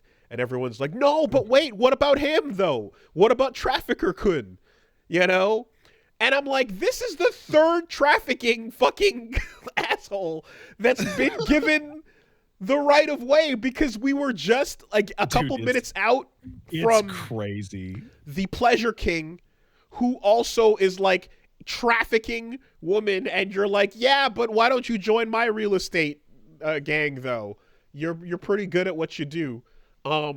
And then there's the side story I talked about where it's like the Visa pizza bit, you know, and it's like, oh, the trafficker found his change of heart when Kiryu beat him up, and he's actually in love with the woman that he's been trafficking, and he's hoping that he can turn his life around. So he had a rough go. Just play that organ music, man. Give him a chance. So you're like fully through a full Yakuza game now, and so now I can like dive into. I've talked to when I played 1 and 0 and 7 and 8. I talk about how like these games are. So Kojima is like giving a TED talk about how he feels about a bunch of subjects, right? Like Kojima is just spouting from it. And the Yakuza games are like a Dragon games. They want to like converse with you about all these topics, but like the dudes writing it are like old-fashioned criminal friend having Japanese guys. So you're like, it feels like you're talking to a guy and he's like, man, sex workers deserve respect. And just because they're not on the up and up, that doesn't mean that, right? But he's like, You know that friend of yours who has friends and those friends terrify you? Yeah. Right? Yeah. And so like he's like on the level, but they'll be like, "Oh, you know, can Jimmy come hang out?" And I'm like, "Jimmy's a rapist. Yeah, no, Jimmy can't come out with hang out with us." Who invited that guy? Yeah. No, I don't think it's a conversation though. I think it's like a punchline from a Manzen comedy duo. Is, you know, as we graze over the topic of each of these things, like, hey, remember when you were a kid and you saw your first nudie mag? Yeah, wasn't that wild? I remember. That's it. That's the end of the thought, you know. And you like, what if Kiryu had to insert himself into that situation? Like, listen, is it better to give like a 10-year-old a graphic pornographic magazine out of a vending machine, or to destroy his faith in adults, right? Hey, you remember the old days when you used to go over to the telephone club and you'd call up all the girls on the phone, and then you'd get into these wild, saucy, raunchy, debaucherous tales on the phone at the telephone club and see if you could meet up offline? That's the ultimate goal. You remember those days, right? It is wild because Kiryu is beloved. People love Kiryu, and Kiryu is like a great hero in his own narrative. But I have never in my life read any work, watched any show, or played any game more than Kiryu's games where Kiryu is like, I'm going to do the right thing. And I'm sitting there going, no, what? That's not the right, what the fuck? That's wrong. You're doing the wrong thing. You're wrong. You're actually doing like something objectively bad. But if you have the spirit though, if you have the spirit and you just, if you keep your head held high and you say it with your chest, then at the end of the day, it was the right thing. Because the organ music is backing you up. Like, one of the weirdest takeaways is the secret Korean saga is like, listen, there might be Koreans hiding among us at any time, and we can't be looking over our shoulder for the secret Koreans, because even if they are evil, I can beat them up when they reveal themselves. And it's like, what the fuck? How is this the takeaway? This is super weird. Again, just as long as you have resolve and conviction, your actions are correct in retrospect. You know, we can sort out the details later. Incredible. I think like. The whole time, I don't really know much about Majima except he's the knife-licking. Oh, I'll tell you what. Rival. Like 80% of his total characterization over the series is in the game you just played. Yeah, well, so as the thing that I know of the crazy, leopard jacket man going, Kiryu-chan, I know that, and he pops out of the trash and he's the rival, right? It's interesting because I was seeing him the first time he walked in with like the suit and the everything at the cabaret. I was like, oh, whoa, what the fuck? Who's this super suave? His introduction is incredible. He's like the lord of, not Maharaja. Anyway, his cabaret club. He's incredible. The Grand. And I thought that there would be a like sort of descent into madness to create the character we know. No, it actually happens entirely off screen between the ending and the post credits. It's just he just super weird, right? But I mean, even when he's saying goodbye to Shimano, like he's not Shimano, anyway, to the other dude, he's like, I put on this jacket because fuck it. He loses everything and he spiritually gets broken, and then he finds some determination to come back around for Makoto's sake.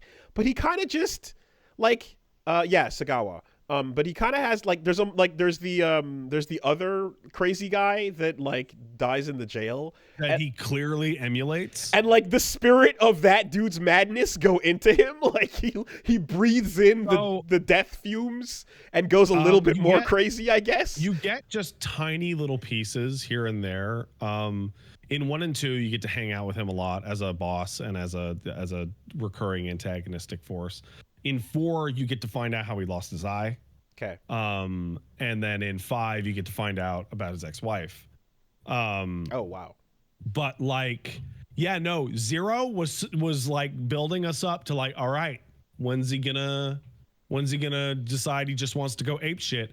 And the answer is off camera. It just happens. He's just like, and like you're like, oh, he's kind of faking it. Yeah, because the whole bit is like, I'm like, oh man, I wonder how they're gonna meet. I hope it's a really cool moment, because I'm a huge fan of like when two characters have a long build up and like their first meeting is a thing. But then again, I'm also like, oh, but I'm sure in the first game there might be a scene that might get retconned if you fuck it up by going. No, it's not. It's just like you have an introduction for Majima in the first game, and he's like the first guy you meet. Okay, so I was waiting to see what would happen here, if anything, and then it ends up just being like, actually, we're building up the idea that like, oh, 2 ships in the night, which is fine. What's interesting is that Yakuza 0 came out after 4 and 5, and after 0 came out, when you run into him, he's faking it less. Interesting. Okay. Like you can see that there's like a time to turn it on and time to chill out, because it feels as if the game wrapped up and then they went, wait a minute, some people are going to be really upset and go, what the hell, they never meet? So they put in a last scene where he goes, Kiryu-chan, and he goes, I think it is awesome that they literally meet for one line of dialogue at the very end of the game. But it makes no sense contextually. There's no reason for that ever. How would he even know it's him? Is it happening as the first time? The end of 0 and the post credit are like a year apart. Okay. Because it's just the thought is like, does he know that that's him? And if so, where is that coming from? It's just this kind of like moment of like, okay, we have to do this because what the fuck, you can't have this whole game go by and not put it in there. But it doesn't make sense, right? Mm-hmm. Anyway, don't worry about it. Yeah, sure. I'm not. But that's the thing is I thought that what they were setting up here was going to be this kind of like degradation into the character that's nuts, You want to get nuts? Let's get nuts. 0 and it's are like really bad for Majima. It sucks for him. It does. And when he's at his lowest, that's a real moment he's going through. But all the bits after the fact are still these like, no, you're a pretty fucking stand-up guy. And in fact, the last bit he does with Makoto with the watch is fucking gangster. Like, incredible. What a boss, So you're saner than ever by the end of that. Yeah.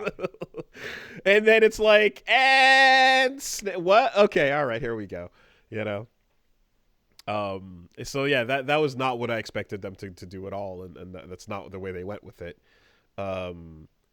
And I guess the other bit is like, it's cool. It is nice seeing the styles come together to be, the styles that they're known for. That is a cool thing for both of the legendary styles. It also is nice that when you get those styles, the game isn't ready for you. If you have like they're so overpowered. It does suck that like Kiryu's journey to legend is so much drier than the Cabaret path. When I got to... That's because you like the Cabaret minigame. Yes. If you hate the Cabaret minigame, you would be in hell. Oh, fair enough. The Cabaret minigame was phenomenal. It was so much fun. But they put more love into it. Music, makeover, dress up. That's because the Cabaret minigame in some form is going to be in every single game. Okay. But I'm like, even objectively, if you're into the real estate, they just made less to do. They made it drier. There's just not as much going on. And like both games, once you know how they work and you're going through the motions of it, it's just a simple rote mechanic. But the Cabaret minigame, you still have that feeling of when you're getting really good at a beer tapper style game. managing the customers coming in, output, input, etc. And like, yeah, the entire time the money you're doing in the real estate stuff is just so background passive. Go waste time and then come check back in while the bar fills up. So let me ask you. You've started the Like a Dragon series with 0, and you've now completed 0 with an estimated play time of 4 years. Now, these games come out on average every 10 months. So what's the plan for the future for Wooly in the Like a Dragon series? Why does there have to be a plan? Why can't I just live today in the moment? Why does everything have to be a big thing? Well, the main reason I ask is because I think you're like a third of the way through 7 or something like that. And I remember you talking it up that you really liked it. Yeah, probably less than that though. It was only like 10 hours or so. You know. No, I really enjoyed it, but I realized as you know, over time I was like, okay, let me see what's worth seeing. It's not going to be every side quest, but let me see what's entertaining. And I had a really good time with a lot of those. The really the biggest lull was truly just the real estate stuff to get that fighting style. Everything else I did not feel, and I was not like as annoyed by, but man, that was a huge slowdown in progress.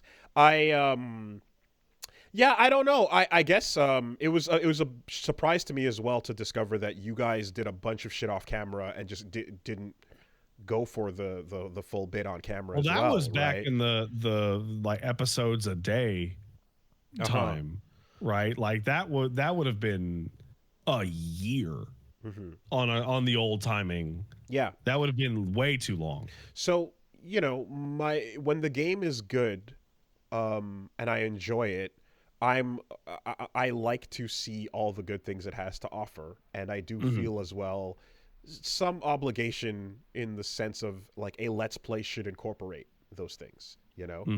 It should also be like like I'm not gonna be able to get like every variant of every path or whatever, but at some point, like with Disco, it's like you're sticking to your choices and going and getting what you can to see as much as you can of the good stuff. But Yakuza, when you have one left random turn, might have you walking into a hilarious Michael Jackson side quest that you can easily just miss, and that's a really fun one you want to catch, and it would be less fun to not get that, but it would be more practical. It sucks to have to, you know, be like, this is good, but I don't know if we should do it. You know, it's extra fun because characters like aforementioned Miracle Johnson, and I think he's in 0, but Korean drama actor Il Yujin show up like over and over and over and over as like legitimate side characters that Kiryu just happens to run into. So yeah, on the side, that guy's from 2 onwards. Okay, we've talked about how, you know, some of the other games are shorter as well, and so on. But I know that like this game definitely presented a problem where I was like, I'm enjoying the main and I'm enjoying the sides, and there's just too much game, and this is like while ignoring stuff that, you know, is like you can gamble, you can have fun, you can do all of that stuff. You want to do the bug mini game with the women? Christ. It's just too much, and there's no way to properly get all that without having to cut corners somewhere, and choosing where and how to handle that is like it sucks, but it's like, okay, if I ever did have to go back, I would have to create a list of side quests worth doing, knowing exactly where to go to get them and how to keep it on a tight schedule, because the fun of a game like this in its ability to replace Shenmue is that you can wander through Tokyo, you can wander through these 2 living neighborhoods and just kind of like experience them, you know. But for the purposes of like, yeah, like let's playing it has to be on rails. Like there's but I should mention, when I asked you what's next, I didn't ask what's next for Wooly Versus. I asked what's next for Wooly, the person, the individual. I don't know, man. I don't know. I did really enjoy my first 10 hours of 7, and, you know I could go do that. I also know I could get started on the rest of those games at some point in some way. But yeah, I mean, realistically, like, I'm not gonna play them off camera. If I do come back to the series, it'll be on camera. And if I do, come back to the series, it'll be with a definitive list of side content that's like worth seeing, and how to do that within a like reasonable time frame and structure. I do have a piece of mandatory side content for you if you ever go back to the Yakuza series. It's called Binary Domain. Yeah. It's a sub-story that's weirdly long. It has a lot of shooting in it. Okay, but it still ends with the guitar and the little note that says "end" at the end, right? Yeah, actually. And you get your completion points. Good. Yes. Yeah. So that like I just know that the whatever I came back to, it would be planned. You know, I'd be looking at like, okay, here's how long it takes, and if you do mainline it, and then here's the stuff you do in between, and here's exactly.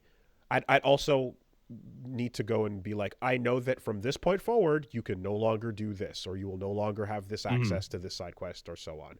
Like, it would take some of that discovery and you know, fun out of that, the unknown and such. But yeah, I think as well, when we kind of started out, you know, when Reggie joined and we started doing like these things, there was a discussion, and I kind of looked at like how many times we can have a double blind LP versus a semi-blind, right? Semi-blinds are always great. Those are historically a really good way for somebody to experience a brand new thing while the other person's able to guide it and keep it on the rails.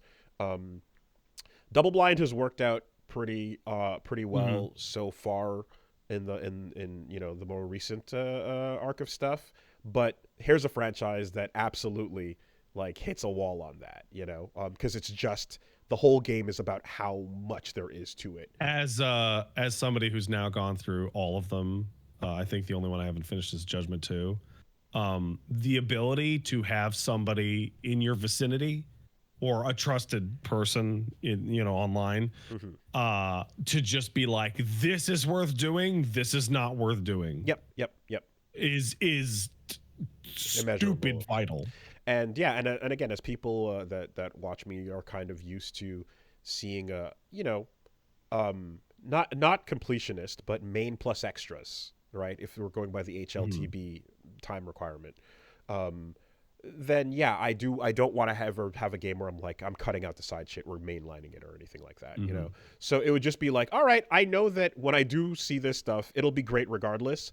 But I'll know exactly what's getting started at what point and when to go for it, and it'll just be a point by point thing. And I can give you a really good example. Kiwami 1, right? The direct sequel to 0. There are like 3 side quests of value in that whole game, because in Yakuza 1, 99% of side quests were bump into a guy on the street, he will now try and scam you. When the scam doesn't work, he'll try and kill you. Like, that is the same shit like over and over and over and over and over and over and over. It's crazy. It's nuts. How many of them are that? I think that like yeah, I mean, no matter what, like I said, I'm gonna be taking a break. I've had my fill of Yakuza for quite a bit. But of all the compromises you'd have to make to either concede content on camera, time, or you know, in this case, just I guess foreknowledge of what's coming to some degree, I think that's the least damaging. And I wouldn't want to either like have to do a like off, because in Elden Ring, the whole like last time on Elden Ring bits are kind of like fine. I can just screenshot moments and well, it's not narrative. Yeah. It's not little adventures. It's like, hey, let's check out what was in this cave. Fun lore and cool boss fight tries, you know. But in this case, it's like an entire buildup of a side quest of a character you're never going to see again. So yeah, that just doesn't make any sense to do the off-screening shit or whatever. So that's how I'd approach it going forward. I will say one thing, and as this is something that I've run into as somebody playing the games on or near release. I have seen this happen a bunch of times with people who, you know, grab the games on sale, or they've heard people talk it up and they play 0 and they're like, holy shit, this shit's amazing. I want to catch up. and they run into a really strong problem, and that is the Like a Dragon games are annual. They are annual. They may not come out every year on the dot, but like they come out every 10, 11 months. And they are mechanically like pretty much the same game over and over for like 17 years. Okay. Yeah. When you go like, hey, I'm going to do 0, now I'm going to do 1, now I'm going to do 2, now I'm going to do 3, it kind of feels like you're playing one game that's like 17 times the size of a regular game, and they all ask you to do the same kinds of side quests and the same kinds of mini games and the same kinds of stuff. They're really similar aside from their narratives and their side quests. It is super easy to burn out, and all improvements are very incremental.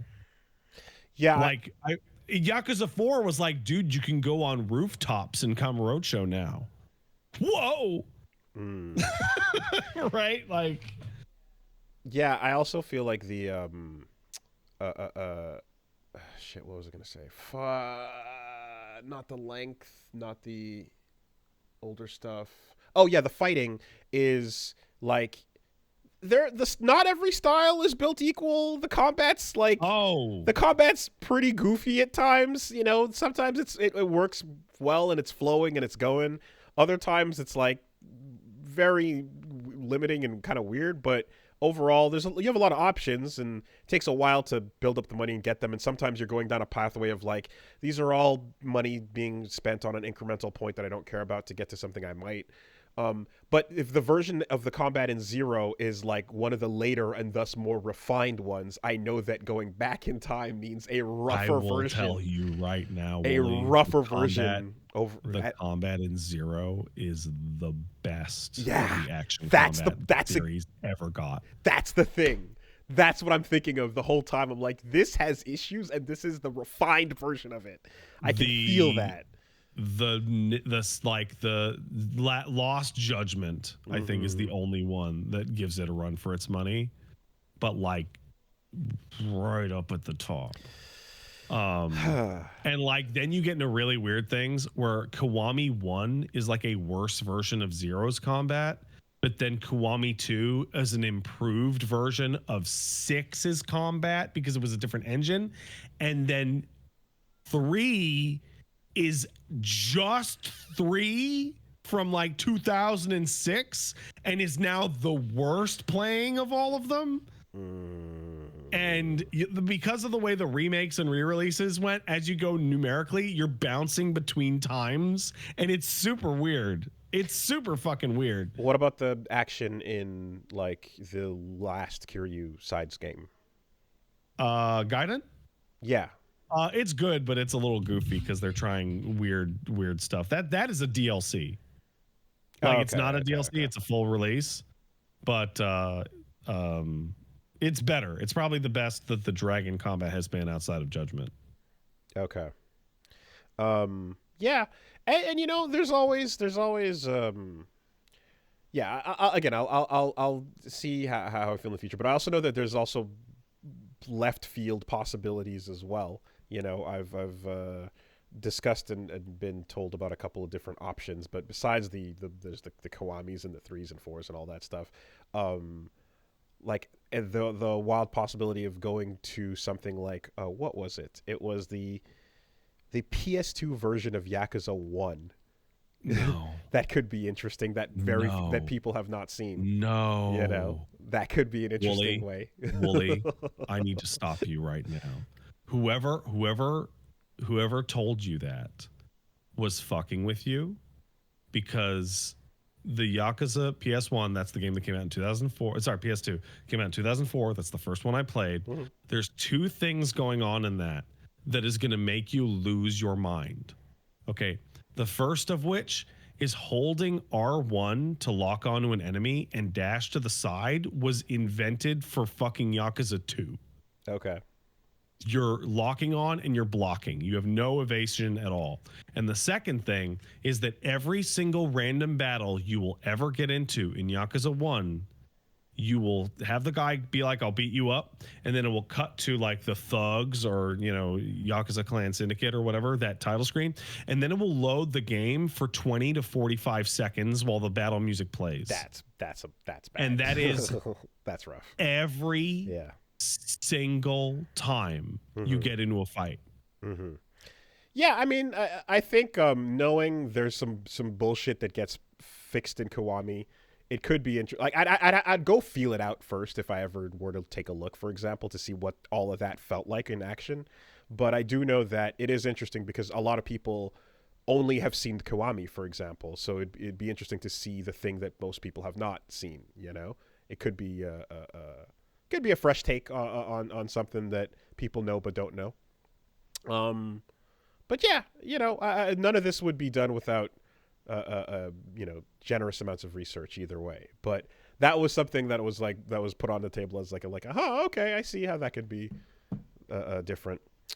But all this to say, yeah, like the last sequence was pretty fucking hype. It was a lot of fun getting. It always is. Getting that final, arc with both characters going through. And I feel as well that's when I was really coming together with the styles and the style switching and using them for every environment. It was a whole lot of fun. I got the counters in the right place and started to really feel it out. And yeah, man, on the last QTE, fucking against Shimano. No, oh, God. Nagase? No, it's been a while. The glasses guy, not Awano, not Kuze, but something SH anyway. Shibusawa. He you're going into that fucking sick final of there's more than one dragon, and the fucking game crashes, dude. And I'm just it's pretty easy to forget characters that never come back. Fucking RGG team, Sega, I don't know. No, my mistake. The load time between battles is 13 to 20 seconds. Awesome. Not 20 to 40.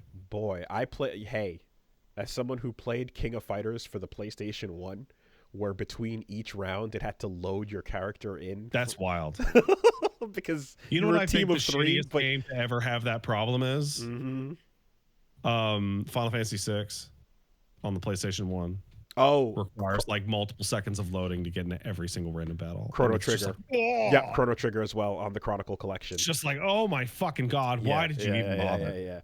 KOF, where you have to wait the length of an entire round for the character to load in for the next round.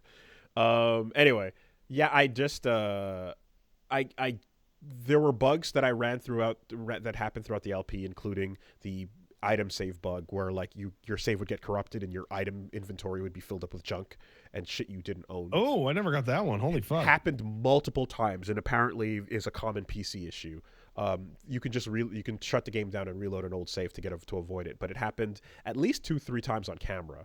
And then I want to say the game crashed once or twice off camera as well, but that is the absolute peak worst possible. I think that's the worst one in the history of this Let's Playing thing I've been doing as a career. Yeah, I think the last PC port that they did that was like kind of iffy was Kiwami 2, and everything after that has been like rock solid. A crash on the last moment after an hour of fucking play, with no saving because it's the point of no return, understandably, is just absolutely batshit. And I felt like robbed in the way I felt like when you had to. I don't know if you remember sort of the Berserk on the Dreamcast, but like the finale of that game similarly has a last hour that's really fucking hard, and you die and you have to restart the whole sequence, and there's just no way around it.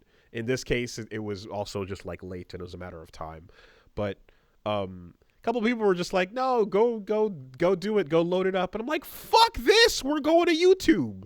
What about I don't need that save clear. Shadow the Hedgehog. Shadow the Hedgehog also did this to you. That amplified the LP. Yeah, that was destiny. It couldn't be any better. I mean, one of the greatest pop-offs of all time at Shadow the Hedgehog, just dying. The best. The fucking best. Yeah. No, if it were any sooner than that fight, it honestly would have been worse because then I'd have to like not experience a fight, which I want to. Oh yeah. So at least it was like, hey, gameplay is over now. Just watch the rest. And so that's what we did. And I guess I'll never get that clear achievo on my fucking account. That's fine. You're not itching to fight Amon, are you? I'm good. Is that the secret boss? That is the secret boss. I hear he's lame and terrible. So that secret boss was relegated to the side quest dimension permanently all the way up until Infinite Wealth, where he entered himself into the main plot as an unavoidable story character. That's funny. And made it canon that Kiryu, in fact, had beat up Amon the whole time. No problem. On that note, it is silly that like the money that you're fighting over in the plot is just a regular shakedown, of which you've quintupled many times over by that point. Well, remember, you're still flip-flopping between the nonsense direction. Yeah. Also, it sucks that there's no resolution to the shakedown stories. They just kind of go on they forever. got money and they went to space to become the world's strongest creature. But like you keep running into them and they just have their last line of repeating dialogue. And I was hoping for some like side quest end kind of thing, but you know. Anyway, that's all said and done. Yeah, that was great. I get it. It was absolute nonsense. I look forward to the further adventures of compromised morals and ethics that that exist here. It just seems so insane when you're playing the game through the lens of the director and writers speaking to you, as opposed to the actual characters. There is some. Like they have built this series in such a way that it's like really fascinating because as you go through it now, characters will flip-flop because the games you're playing are released in a strange order. Like Kiryu in 1 is like kind of a fucking brute. Like he's an asshole. Okay. Like there's that animated gif of him just slapping the fucking shit out of Haruka. Okay. She's not even talking mess. Like she just won't shut up and he's like pow. But also every game makes sure to include something really emotionally resonant from 2 or 3 games ago. Right. So like 3 for the longest time was like, you can just ignore 3. You can just like nothing in 3 will ever come back. And then Gaiden and Infinite Wealth were like, we're going to use the core of 3 story as like the mandatory emotional narrative for this whole game. So if you didn't play 3, figure it out, idiot. Everyone who is face captured and performing is incredible. All the Tojo bosses and that crew are just fantastic. Seeing a lot of them are comedy actors, which is really funny. That's wild. Yeah. I mean, I would expect that, or just dudes from actual Yakuza movies. Like the guy who plays Kuze has a long history in Yakuza film. Exactly. That makes a ton of, like, you can just see the face. You're like, oh yeah, you. Also, bro, what is that? Like 7 boss fights? Kuze takes all the beatings for the whole group. Like Awano gets it once. Shibusawa gets it once. Kuze takes like 5. Yeah. And I mean, he's great though. He's great. He really, I don't mind it. He's awesome. It's like, oh man, when you were in your 20s, you were where I am right now. Because you're a tough ass old man. But then to just have him and them standing next to fucking Lao Gui, just evil zombie resurrected from from I want you to know that PS1 face version, I know, Yakuza 0, I saw was replaced. They have someone else's face there. Yeah, it's another guy. It's not like a super like young hot K-pop star or anything. Like it's just another guy, but it's a real person's face with a mustache. Check out this evil Chinese guy over here. Oh my god! And then same for Shimano, the evil boss over Majima, who's just absolute like zombie kingpin, madness. You don't look human. It's insane how unhuman they look. Yeah. Yeah. Big old fat evil. Good stuff. Good stuff. I like it when my shit doesn't crash. Shout outs to the worst one in my entire LP. Yeah, career. that's pretty bad. Beyond that, it should be done as of today, but yeah, man, that 2XKO Alpha Lab was a lot of fun. It was cool as well. Towards the end, I saw Sean Unconquerable, the director, jumped on and was in the lobbies playing some games, and I got some matches in against him as well, just to see, and like, yeah, God, fucking, got swept properly, and I'm like, okay, taking notes to see what the potential is here.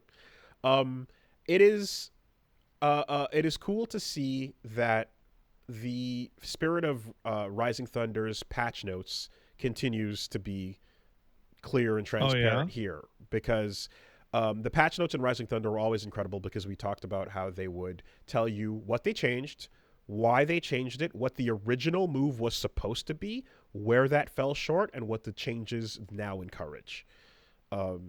Awesome. Loved that about them. Like, this was our intention with this, and this is what had actually happened with this, so we're gonna tweak it down or up or whatever. And so as they've been getting the feedback from people that are like, hey, this is rough for beginners that don't know what's going on, and what are we gonna do about touch of deaths, and how do we feel about balancing and some of the characters, and where that's touch of death is fine, but I think everyone can agree that Ari's like combo chain is like, you're just sitting there for exactly like it's a long time. Like, I would prefer her to kill you in one loop. Yep. than the nonsense she has going on. She has the worst of it, so that's going to get adjusted for sure. Apparently, she's been reworked a couple times, and this is the version they arrived at, but it's still like, it makes you, like, if you're like an old Marvel player and you played like Storm and characters like that with lots of flying and everything, you kind of enjoy that. But for the most part, it gets way too long for a regular bread and butter to do the same amount of damage. Yasuo, it's like there's a timeout consideration at certain points in the match, and that's ridiculous. Yeah. Yasuo has some really long combos as well that are like high execution, but like nothing on her level. And in addition to that, too, like her assist, it is broke. It's actually like not working correctly. It doesn't scale damage when you use it in a combo, and it's the only assist that picks you up off the ground as well. So people can do just a full regular bread and butter, get that pickup, do it again. She gets, it's nuts. She's gonna get continuously reworked, I'm assuming, and touched again. So we'll see. They more or less acknowledged that. They also kind of were saying, because they put a video out, the point I was getting at is that, like, they released a video to go like, hey, we're in the middle of the Alpha Lab right now, let's talk exactly about the feedback we're getting on that stuff. And that's good transparency. I do appreciate that. There were some people that were like, oh, you guys, like, they just said nothing. But I'm like, no, they're giving you an idea of, like, what the philosophy is behind what they're changing and why, where this is going. And it gives you an insight into it, because something that has been a longer standing issue has been lack of transparency with where a game is going and what the decisions are from time to time. So, they pretty much confirmed that, like, yeah, something like a Touch of Death is expected to be in the game and is there by design. Oh, yeah. But it's supposed to cost a whole lot of resources to do and be... If you want to blow all your tags and every bar of meter in a tag game, you should be able to kill somebody with the Touch of Death. Yeah. So they should be rare and expensive. That's what the intended utility is. And in a tag game, a Touch of Death is ultimately okay compared to others, because you still have another character that jumps in, and this game removes incoming, which is that moment the character jumps in and you can position yourself to, like, hit them immediately. That doesn't exist here, right? So it's much more fair to have one of two team members get blown up for all resources, and then you still get a chance to fight back, But yeah, we're there as well. That tutorial was just explained nothing, was super basic. They're gonna have to rework that and how to explain to people, like, what's going on with the game. There's a million features that I didn't know about until, like, the last possible second I found out about, like, training mode has a bunch of cool stuff in it, but there's even things where, like, if you have your character 2 that you want to practice with, you'd have to always do a reset position and then switch to that second character. it'd be annoying to have to go back to the character select screen just to swap the order. If you hold the tag button and then press the reset button, it permanently swaps them. You know, Oh, that's nice. little things like that were just like not clear at any point. All that needs to be explained and upfront, and you know, the game needs to fucking tell you what's going on. There are like things where like you can, there's abilities with the fuses that were not explained either, like double down, which lets you go from one super into your second character super, is also the Bro, the phrasing on that saying it goes from one character's alt to the other character's alt made me think that it exclusively worked with level 3s, right, but it right, doesn't. Right. No, it means supers, but it's alt is League and Overwatch terminology, right? So Yeah. Q, is that the button or is it E? No, it'd be R. Oh, is it R? Okay, one of them. Yeah. So you have here where that lets you let someone start to do their super, and then you can switch to your other partner if they're on screen. And Yeah, that's the one that I used. while they're, and like other fuses don't let you do that. That's the only one that does. You know. It's really strong too. Yeah. Like the scaling on the supers is really forgiving. Damage was amped up for this alpha so that they could like see what rounds were like if they were faster. You know, because you do have turn it down. Well, so something that's unusual about 2XKO is you fight both characters, you win, and then that's the end of round 1, and then there's still round 2 and 3. And most tag games like Marvel or Dragon Ball have it be like, well, when all characters are dead, is your characters. Yeah. So here there's a full thing. So like, yeah, having the damage be high is also with the thought of like, oh, well, you're going to go into the other rounds and carry your resources over. There's a bit of a balance around that too. But, you know, if they can fix those things, and if they can make that front end less cluttered and smooth it out, because I feel like the front end is very alpha as well. They got some good shit going. I think we talked about how great the lobbies are, but like you go from this like, oh god, not these little avatar lobbies again. Okay, let's see how it, and then the spectating feature just turns the whole thing on its head. And then actually walking over to your setup, you know, your little avatar is actually very satisfying. And you really do have that feeling of like, oh yeah, when you're standing in an arcade, there's an element that's not just playing the game you want to play, or you know, queuing up your quarter. It's walking around and just watching people play. Right. And what are people doing over here? Yeah. That Darius is crazy. And it seems so obvious, but it seems like this is the first fighting game that's like remembered that part of it, where it's like, you know, when you're walking through and you look at a match and you're like, oh shit, and you stop to watch behind the shoulders of people playing. That experience, it's real. That's a thing worth preserving and putting into the game. And so that makes this type of lobby feel way better. And it also loads those replays and spectating matches in so quickly.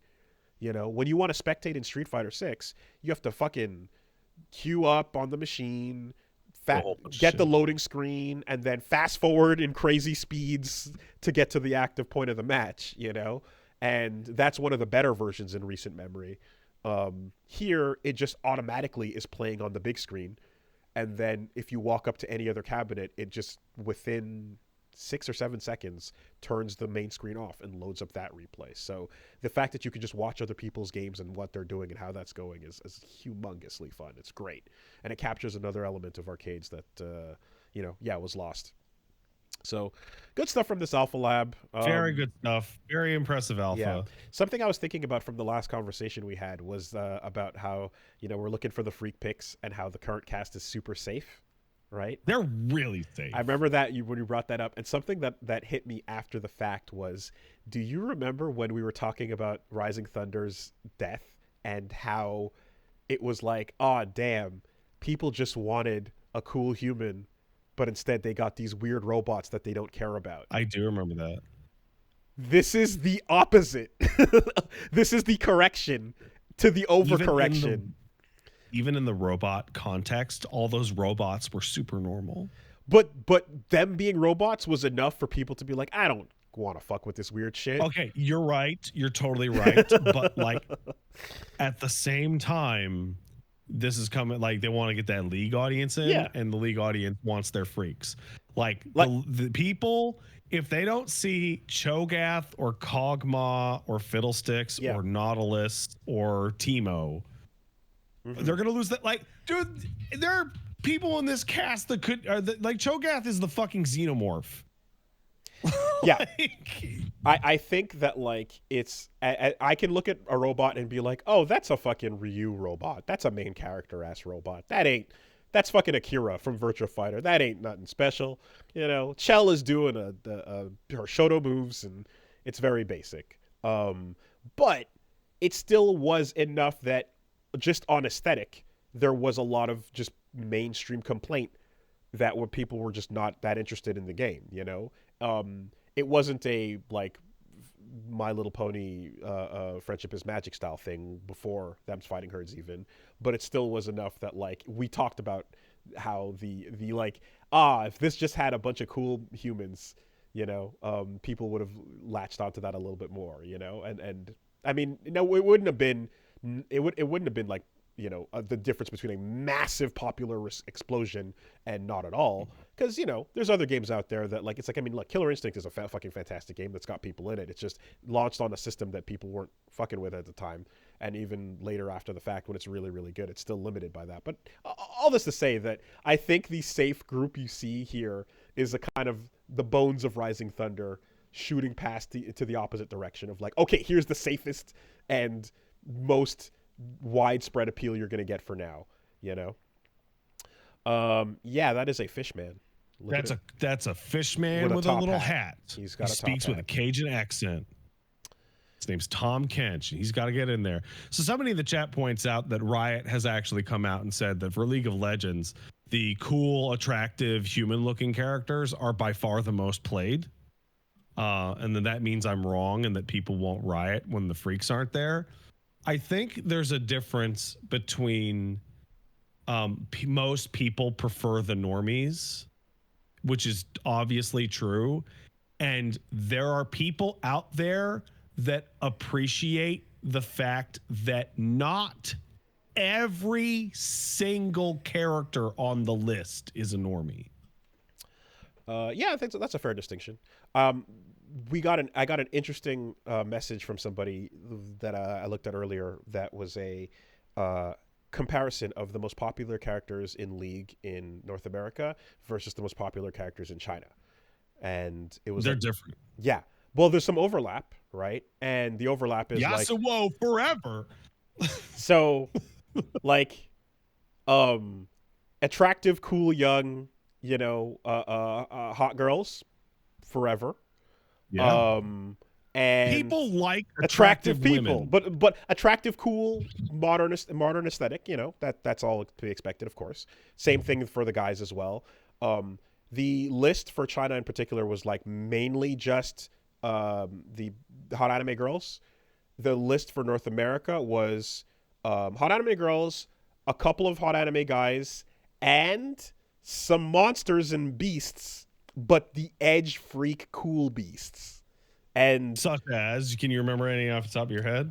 There was, well, like Thresh was one of them, right? Thresh is like weirdly popular. I think it's because he's got the box. I think Thresh has the remember that robot in Mecha Break that could put you in the box? Yeah. Thresh puts you in the box, and putting people in the box is fucking fun. Okay. Because yeah, I think any characters that look like a badass like World of Warcraft thing, big armor glowing with energy and runes all over it and a big cool weapon, that's gonna do well in North America, you know. And you might need the Kum Hei Hyun version in Japan to have like, oh, there's a cute girl underneath the big armor to be like, oh yeah, there she is. Now that'll work. But that's the main difference between the two top I think top 20 characters or so on both sides, you know. So yeah, that's going to be a big part of it. But like we said, not to have the whole conversation again, they said they're looking for those Venn diagrams to not overlap, and so we can expect them to not just pick everything safe. So the only thing I'm worried about is how tall Braum is. Because Braum is like a tall person, and he's almost touching the life bar. There are 2 or 3 characters, like I'd like to see Nautilus or Mordekaiser, but Nautilus or Mordekaiser would be like PX40 from Lost Planet size. Oh shit, gold light like they are enormous. Would Blitzcrank be like the biggest? Blitzcrank would also Blitzcrank and Nautilus and Mordekaiser are all like Aganos. Gotcha. Fucking huge guys. Yeah. And I would like a enormous, gigantic, big body character. Make it work. Yeah. They'll get instantly overheaded. Everything will fuzzy them, and build for it. You know, I absolutely am on board for that. We'll see how nuts they go. But that moment when everyone looked at Abigail and went, "Can you jump over him?" Yes. But it's like it's gonna look weird. But there yes. was a moment where the thought was maybe not. You know, and I want to return. I want to be in that place again. I would be like I mentioned PX whatever the fuck from Lost Planet from Tatsunoko. I would love if they're like, you know what, Nautilus gets to go in and he is the only non-tag character. Okay. He's just fucking big. Tatsunoko did do that, and it did bust that game up because the Giants were possible to be fair, fucking god tier, you know, by comparison. It was insane. It was completely insane. But yeah.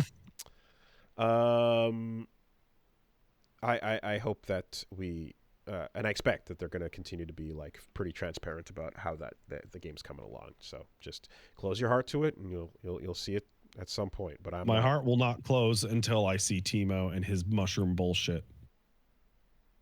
Hidden bombs on your HUD. Bombs hidden in your mirror. I think the goofiest thing is that Timo's poison mechanic already has a fighting game analog because Timo can cash out his mushrooms, so he could work like Aki. Okay. I only know him from Runeterra's version, so it's like if you could put a mushroom bomb or whatever on the assist and have it not activate until they call them out the next time, and then both get blown, I think that'd be fun. The most toxic way you could possibly use Timo is that he has a move that puts a mushroom on a random special move. And the next time you do so that if you use that special move, you will just explode. Oh, shit. Okay. How is that kind of his kit in League? His League is about hiding mushrooms in the lane so you don't know where they are and you just walk on them and you go, fuck! His kit in the card game is you put the mushrooms on the cards, but you don't know what cards the mushrooms are on. Okay. Being faithful to the original would mean screen pollution, which invisible screen pollution. That's Testament. Yeah, he'd be like Testament. Very, very, very or now annoying archetype. Mm-hmm. Yeah. Anyway, so we'll end up seeing. But shout outs to Hold Back to Block. Just put out a video on the designing of the characters from their original moveset and then turning that into the fighting game moveset. It was cool to see like how Illaoi's original tentacle play got brought over, and then Yasuo and stuff, you know. So Illaoi's is super accurate. It's insane how faithful it is. Like you see the big slam, and then the tentacles pop out of the ground, and then the summons, and it's like, oh yeah, that's like all. Her whole kit was like, I'm going to use the tentacles placement to do area denial and mid combos, and her shit in the fighting game is I'm going to use it for area denial and combos. And when the tentacle is out, it makes the things I'm doing better. You know, like super cool, and then it helps your partner too. You can even find ways to incorporate it into your team. So. Yeah, and Darius's kit got maintained really well, where it's the hook into the dunk. Mm-hmm. Does Illaoi do the dance? 100% she does the dance. When you press forward at the round start, her taunt is she does a little jig. Yeah. Anyways. And then Ari's like normal. That's her kit. She's like one of the first characters they ever made, and she's there. Oh, so she's not maximum annoying zoning? No, she's a mid.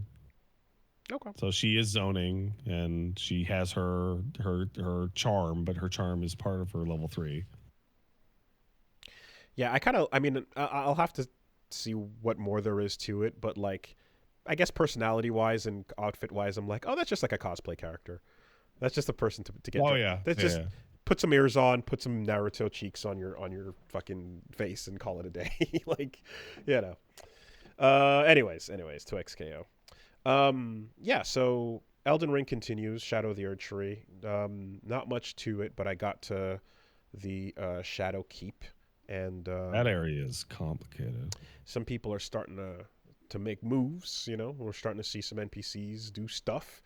Um, Oh, yeah. So you got to see that wonderful text crawl that's like, "Hey, the rune broke," and everyone just starts to act like a massive fucking asshole. Well, immediately I like I said, the rune broke and then a seal broke, and I was like, okay, I know where one of these two things is that you're talking about, but I don't know where the second one is. But I had found the door that opened up Oh yeah, that's a already. good door. That's a Yeah, good it's a area. cool door. It's a cool door. It is funny to see, in these games, and again, we're at a point where everyone is probably playing with the internet up and browsing as on Discord or chatting with people Mhm. as they're playing. So decisions mean a little bit less. But so far, everything has been like anytime an NPC asks you a question, there's been nothing too deceitful. Being generally nice to people tends to yield the Mhm. expected Mhm. reward. But it is funny when Lita is kind of like, hey, Hey, should we go kill someone? and you're like, let me take a second to go chat with them first, and then you do, and you come back, and she's like, yeah, I made up my mind. Oh yeah, You're all right, Lena. You're all right. cool, thanks. Makes sense as to why Mikola used mind control on your shit. And then yeah, and then there was that brief moment where say don't go. Well, again, we might see more or less. I don't know, but Moog's servant kind of made the implication that like he was ensnared as well. He was I bewitched, want you and to understand that he was not the Moog Lester. He was the Mika-lested. it was the other way around. His mind was abused first, right? Anyway, all the way I read it was like a moment of confusing implication. So I just kind of was like, "Oh, is that confer?" I wasn't sure if it was certain or not, and it was It is awkward. totally certain. Yeah, it was a bit like I didn't internalize it when I read it or so, but like yeah, that seems to be what they're getting at there. So, whoopsie doodle. Mikola Moog, is mine and mine alone, weirdly but enough, beat the beat the allegations. allegations. It seems, yeah, yeah, yeah. Out of all people, And it was Moog, the Lord of Blood. hey man, that was my fucking favorite boss fight. So I'm let's go. I'm ready to celebrate. I got my fucking R. Kelly album ready to play outside the courtroom. Like a fucking asshole. God, fuck. I can't believe people. Anyways. Um and we got that one corner where like we see some people doing the blood magic with the thing in their hands, and then they make reference to the formless mother. So I guess we'll find out a bit more about his deal, hopefully. But yeah, that's all continuing. So a little more time with the Elden Ring DLC over on the main channel. And yeah, we also have a slot. So currently doing my research and kind of seeing what to jump into, but definitely feel like doing a couple of shorter things before anything super long and committal gets dropped in there again. It would be a good time to get some Yeah, short things that's out. when I finished the last thing, and I did Dawn Trail and Elden Ring, and I was like, oh, that's why I'm like faffing around and Dishonored, and Yeah. like the next thing that I'm gonna really put my foot into is like Space Marine in like 2 weeks. Yeah, that's cool. I mean, it is, though it was fun to get a little live action intro for Yakuza 0, and then to do another. We did a second one in case you didn't see. Like we did the first one, but then after the Friday night one, there was a Breaking the Law, Breaking the World intro we did as well. So good shit. Gonna do a quick little pass through a game that I never got around to playing, called Dino Crisis. Dino Crisis 1? Yeah. Dino Crisis 1 and Dino Crisis 2 are so different. It's so weird. Ah, cool. Well, turns out there's a Dino Crisis Classic Rebirth PC release. So you can play a version of the game on PC with really 4K textures. And it's been optimized in some other ways. So Yeah, we're gonna go take a swing and play as Regina Uh, or Regina, however. I guess I'll discover how you say I it. believe it is Regina. I'm not 100% certain. Yeah, Classic Rebirth is what it's called. It's on archive.org, I believe. You can just go get it right there, for the future posterity. It has been preserved. It's a really short game, right? So, It is. All those old survival horror games are quite short. So yeah, it's always been a blind spot. I've been curious about. So yeah, we're gonna take a look at that. I think it'll be about maybe 2 sessions or so. Should be. Unless those puzzles trip you up. I remember the puzzles in Dino Crisis being tough, but Yeah. I was also like 9 years old. Yeah, well, So but it's an old. You're young, but it's also an old game, which means it could have been built worse. So both things play against it. Yes, you were younger, but they also didn't figure out how to not make things as dumb. So we will see. And Dino Crisis aged in a really strange way because the environments are all really simple, but you have to remember that it was like 2000 or 99, and so you're like, oh my god, the environment's moving! Holy shit! It was after, what was the last RE when they dropped it? I want to say 2 or 3. Let me go check that. I imagine after 3. Dino Crisis was 99, so it came July. So I think it came out alongside 3. Between 2 and 3. Whoa. Yeah, RE3 was no, not 2020. That's wrong. Yeah, so RE3 was September. Dino Crisis was July. Okay, that's back when things were a matter of months and not like years. Oh man, I was talking about that on social media the other day, and like there was a tweet going around that was like, hey, you remember when you could get like all 3 Mass Effect games on like one console? Because they were the natural release 2 time. years? Oh, time for another Mass Effect game. Yep. And I brought up the fact that like, okay, so I'm born in 86. By the time I finished high school, I got to see or play every Final Fantasy game up to 11. But if you were born in 2003 when I graduated high school, you got to play 12, 13, 15. And that's it. But 13 gets broken down into fucking 3 games. Yeah, whatever. Yeah. And 15 was really 13 versus. Yeah. But it's like, yeah, so no, of course 15 is really also 13, right? Yeah. Don't people don't get it twisted. People are like wondering why us old people have these like super intense feelings towards these fucking like old franchises or companies. I brought up like the time that we went to high school, Blizzard put out the best game that had ever come out every year. And like StarCraft came out in summer of 98, and then Brood War came out in the winter of 98. We do this once a year. We do the 1998 rant every year,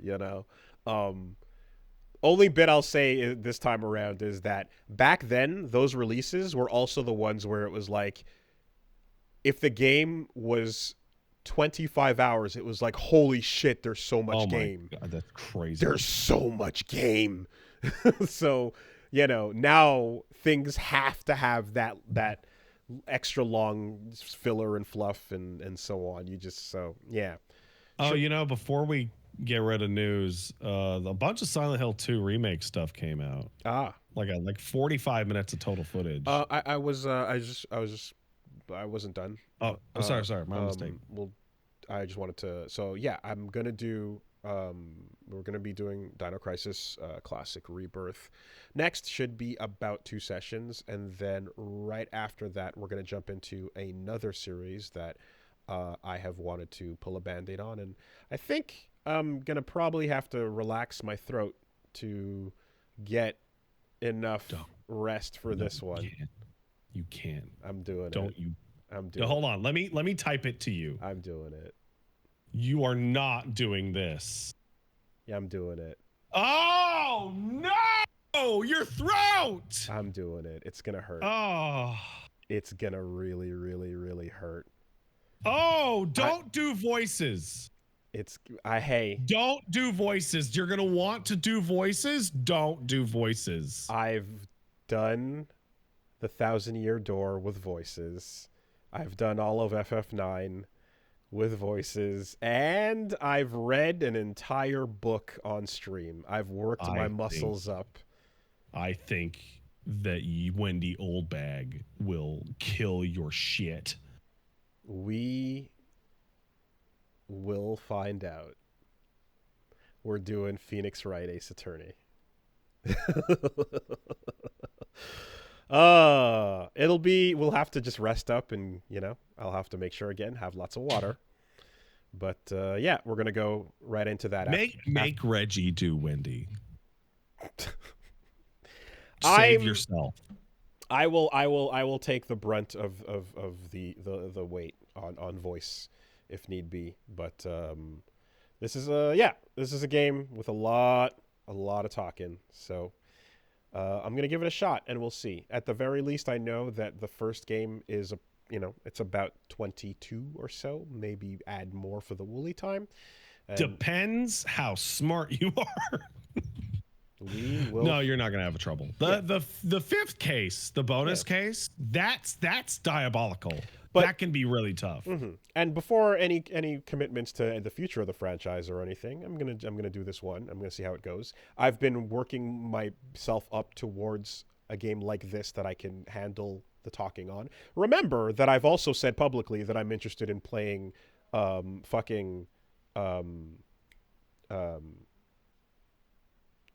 Pathfinder. No. What was it? I'm playing that right now. We would just all die. No. A Planescape Torment. Yeah, that is a game that has about as much words in it as Disco Elysium. I've talked about the desire to do that as well. So I've worked up my ability to talk a little bit more, and so we'll take a crack. Because I've always wanted to do Phoenix Wright. The re-release did not add voice acting, unfortunately. So that's coming up right behind Dino Crisis as well. And I think if worse comes to worse, and I get like 2.5 to 3 hours into a case, and my throat is just fucking killing me, then we will be ending the stream prematurely. So me and Paige have both done Ace Attorney streams, and we both got 2 hours in and went, fuck, and gave up. But we were solo during those streams. We didn't have a Reggie. Yeah, there's that. There is that. Use him for everything he's got. Just wring him out like a rag. That came off different than I anticipated. That's a bit much. Yeah. I read the entirety of the fucking Disco novel. You know what I mean? Like, I with the right prep, I can do it. But I've had to train the muscle. You know, when I originally played Disco, not voice acting edition, after an hour playing on my own, I absolutely tapped out. But it's really funny how all three of us had the exact same thing where we're like, this game looks so cool. Let's stream it. Oh, fuck. Maybe they'll add voice acting one day. And then they did. Yeah. Oh. Yeah, I'll tap out if my throat is punishing me, you know. I ain't trying to fuck up my future career for fucking Phoenix Wright. That ain't happening. But yeah, so that's the plan for now. So check it out. Wooly Versus on Twitch and on YouTube. Wooly Versus the Algorithm, the side channel as well. We have the big special, the best of year 2 is out now. So go check it out over there if you want to see what's been going on. Crabtree put together an awesome compilation of just all the best bits of the second year. And it's about half an hour of just good lols, good fun. So go peep it. Subscribe there as well if you haven't, and that's where it's at. Okay, so last little bits, you were talking about Silent Hill news. They put out a lot of footage. It wasn't even news. It was like, hey, okay, here's like 45 minutes of gameplay footage of Silent Hill 2. And all I can think about is that it's going to be impossible to live up to the expectations of the old voice acting. And I think that by doing those cutscenes where we saw people talking was maybe the worst way they could have possibly shown the game, because they showed off these long stretches of footage of James like wandering around the creepy town. And that part, the vibes are correct. Like it's got that good, like ominous, but not too threatening feel. And that stuff looks fine. Okay. And this remake looks like it'll probably be competent, but with complaints. Like the outfit change, for example. Mm-hmm. And it just feels like I was thinking about what you often say is how we would just the perception of this remake would be so different if you could just readily play Silent Hill 2, no problem, original, and you were comfortable in the fact you could just play Silent Hill 2 whenever you wanted, instead of this game replacing it. Yeah, I guess because the overall fear the entire time I've been hearing from you and Silent Hill fans has been just the idea that, oh my God, this is not the team that understands it, and there's a lot of missing the mark. That I mean, you can get super nitty gritty and be like, the reason it was done this way was because of this, and they didn't do it this way, and because they didn't get it right. Now there's always room for the fact that Silent Hill, as one of the most beloved survival horror games of all time, has been left up to overanalysis, and there will be there will be things that were just incidental and unexpected and unintended that have been interpreted as master strokes of genius that are just not going to carry over. And again, it's not like Bloober Team did anything to inspire confidence with their previous entries, right? But I guess if overall the feeling is not like, oh my God, you destroyed and fucked it up like you did with the collection, there's still a place you can land where it's like, all right, but why?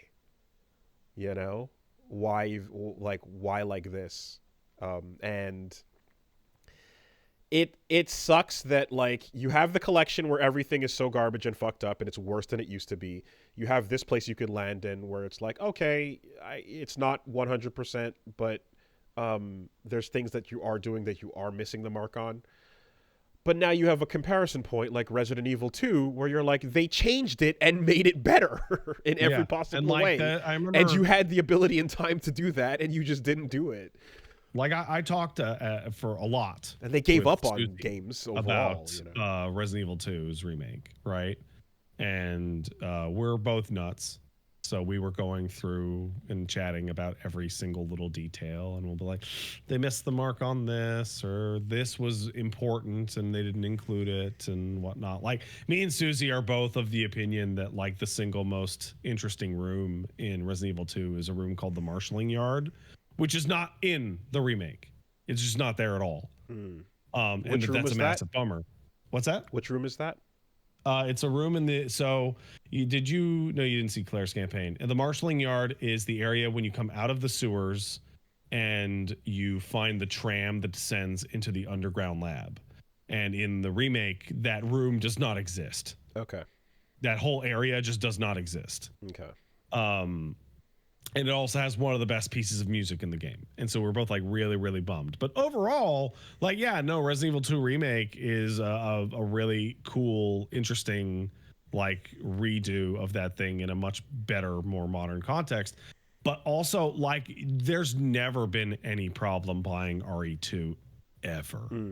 You have never been more than 15 feet away from a copy of RE2 for your whole life. They're everywhere.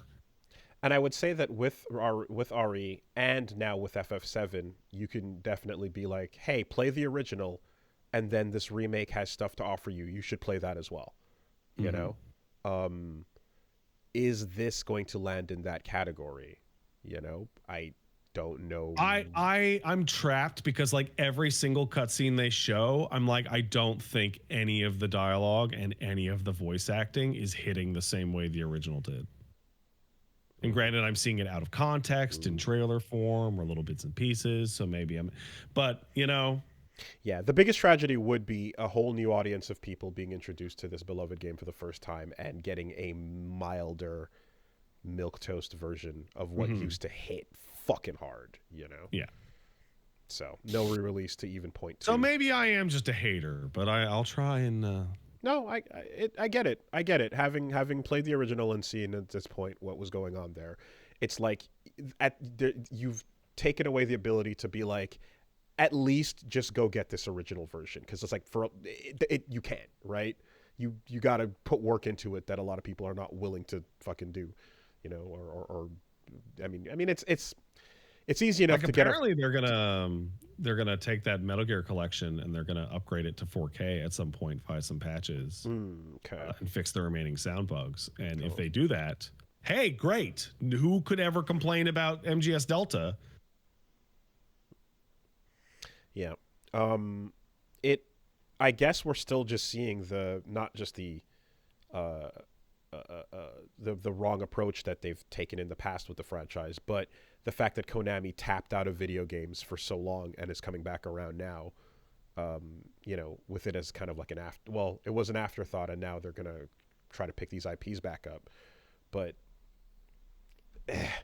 you know, has their time away, and then I guess the amount of money they're willing to spend on it, like, just forever compromised it in such a way that, like, whatever you get from Castlevania, you know, or this or MGS at like some point, Dracula's coming out for Dead by Daylight, and he rules. Cool. But like, can I get a goddamn Castlevania game? There might please? be, the end of the thought is there might be an asterisk behind anything you get, you know, coming out of them from now on, you know. So, anyways, yeah. I love Dracula. All right. Let's take some letters. Yeah, so send in a letter to castlesuperbeastmail@gmail.com. That's castlesuperbeastmail@gmail.com. So, yeah, Chris, sure enough. Hey, Wooly, and also Pat. My partner and I watched the Yakuza Zero ending crash and wanted to share our own horrible fuck-up. We were trying to beat the secret third form of the final boss from Tales of Vesperia. The first attempt, we didn't have the right items to trigger the third form unlock, so we had to go back and try again. The second attempt, my sister's boyfriend tripped a breaker and caused the power to blink and shut the system off. The third attempt, my dog jumped up and managed to hit the eject button on the Xbox. That's great. That's fucking great. We eventually got it done, but it was a miserable slog to get there. Have you had any other horrible game crashes? I mean... I have one.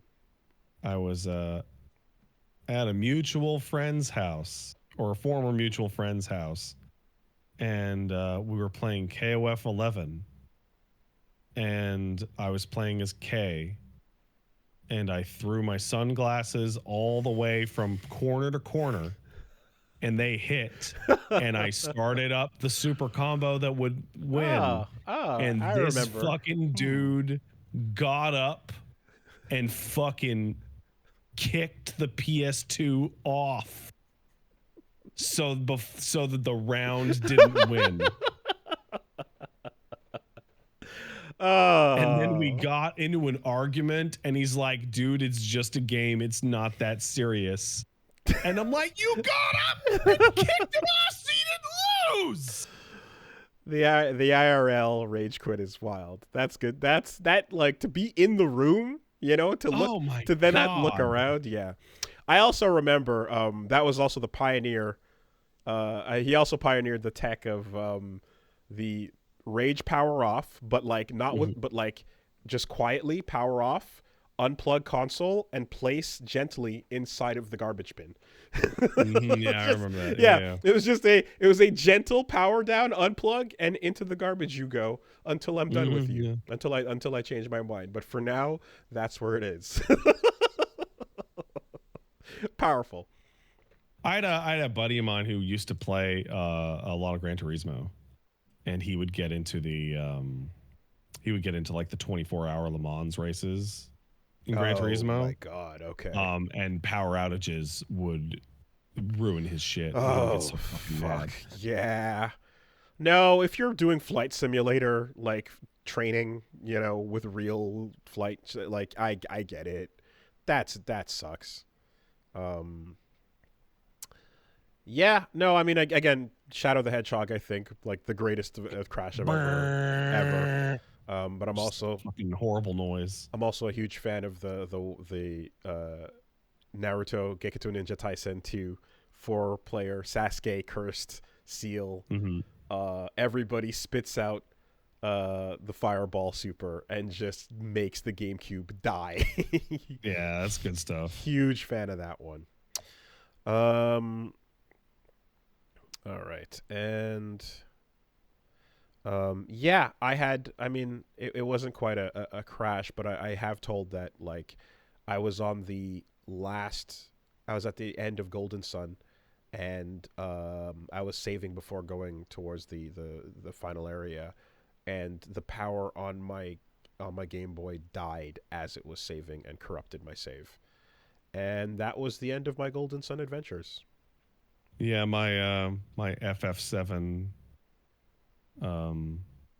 original memory card was a generic cheap ass 24-in-1 memory card. Mm-hmm. And it annihilated my North Cave save. Mm-hmm. So I had to redo the whole fucking game.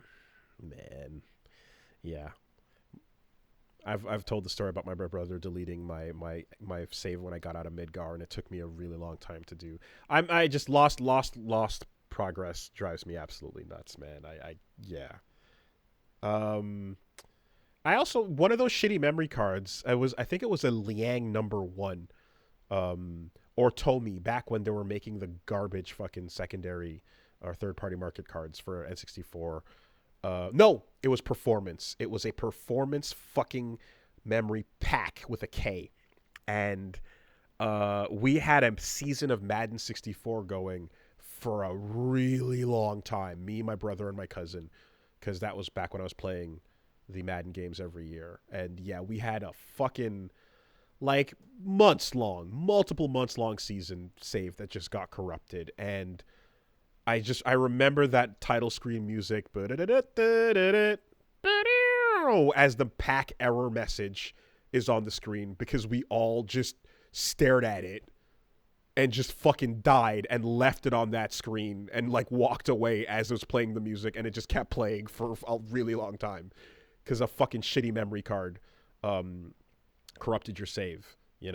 Having to trust a third-party piece of hardware with your shit because the real ones were too expensive. That era was garbage. I hated that.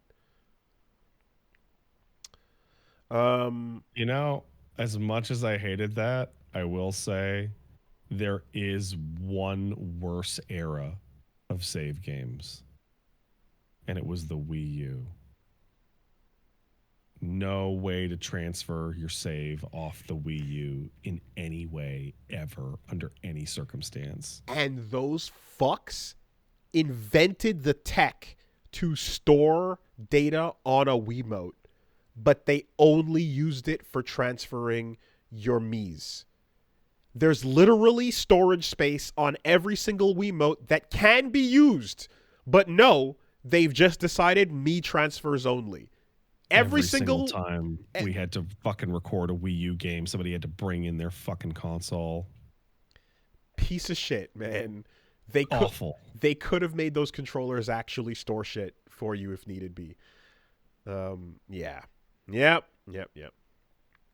All right, and one here from Joel. Hey, Beastie Boys. I recently downloaded the demo for Aero GPX. It's an indie successor to F-Zero with a soundtrack by Myron.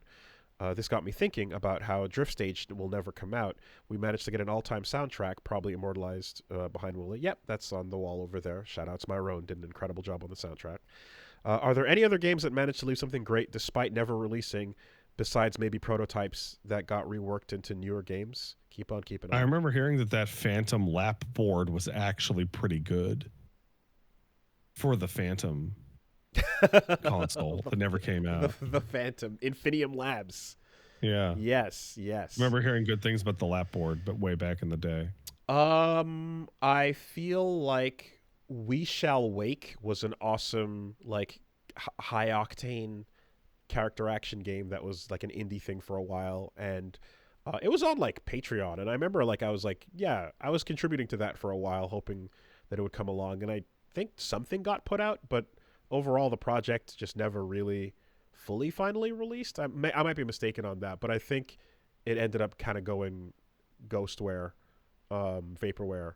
But like it was really cool because the footage of it was just the fastest, most insane like character action shit, you know. And at the time, it was like, you know, this was the era when it's like the only other place to get that level of speed and nuts gameplay in combat was like fly canceling in DMC4, you know, and inertia and shit like that. But by the time 5 dropped, it didn't have all that, but the insanity of like what you can do in DMC5 does replace the need for these other in-between character action stuff. And when you look at some of those incredible, you know, there's, I mean, the classic Virgil combo by, god damn it, incredible replay Twitter account. No, okay. Anyway, when that came out, it kind of replaced the need for these kind of in between wilder games that were leaning into the faster pace. Sunhai Legend, thank you. So yeah, We Shall Wake kind of comes to mind on that. I feel like there might have been one or two other things that like prototyped ideas that never got used, but then got absorbed into other stuff. But yeah, man, Drift Stage, best soundtrack for a game that never came out. Shirt that I had was pretty good, but then it disintegrated. Yeah, no longer. I still have mine. It is pretty fucking awesome. Alrighty, that'll do. I'm sad about Drift Stage. Yeah, it made for an awesome vinyl, car-shaped vinyl. So you know,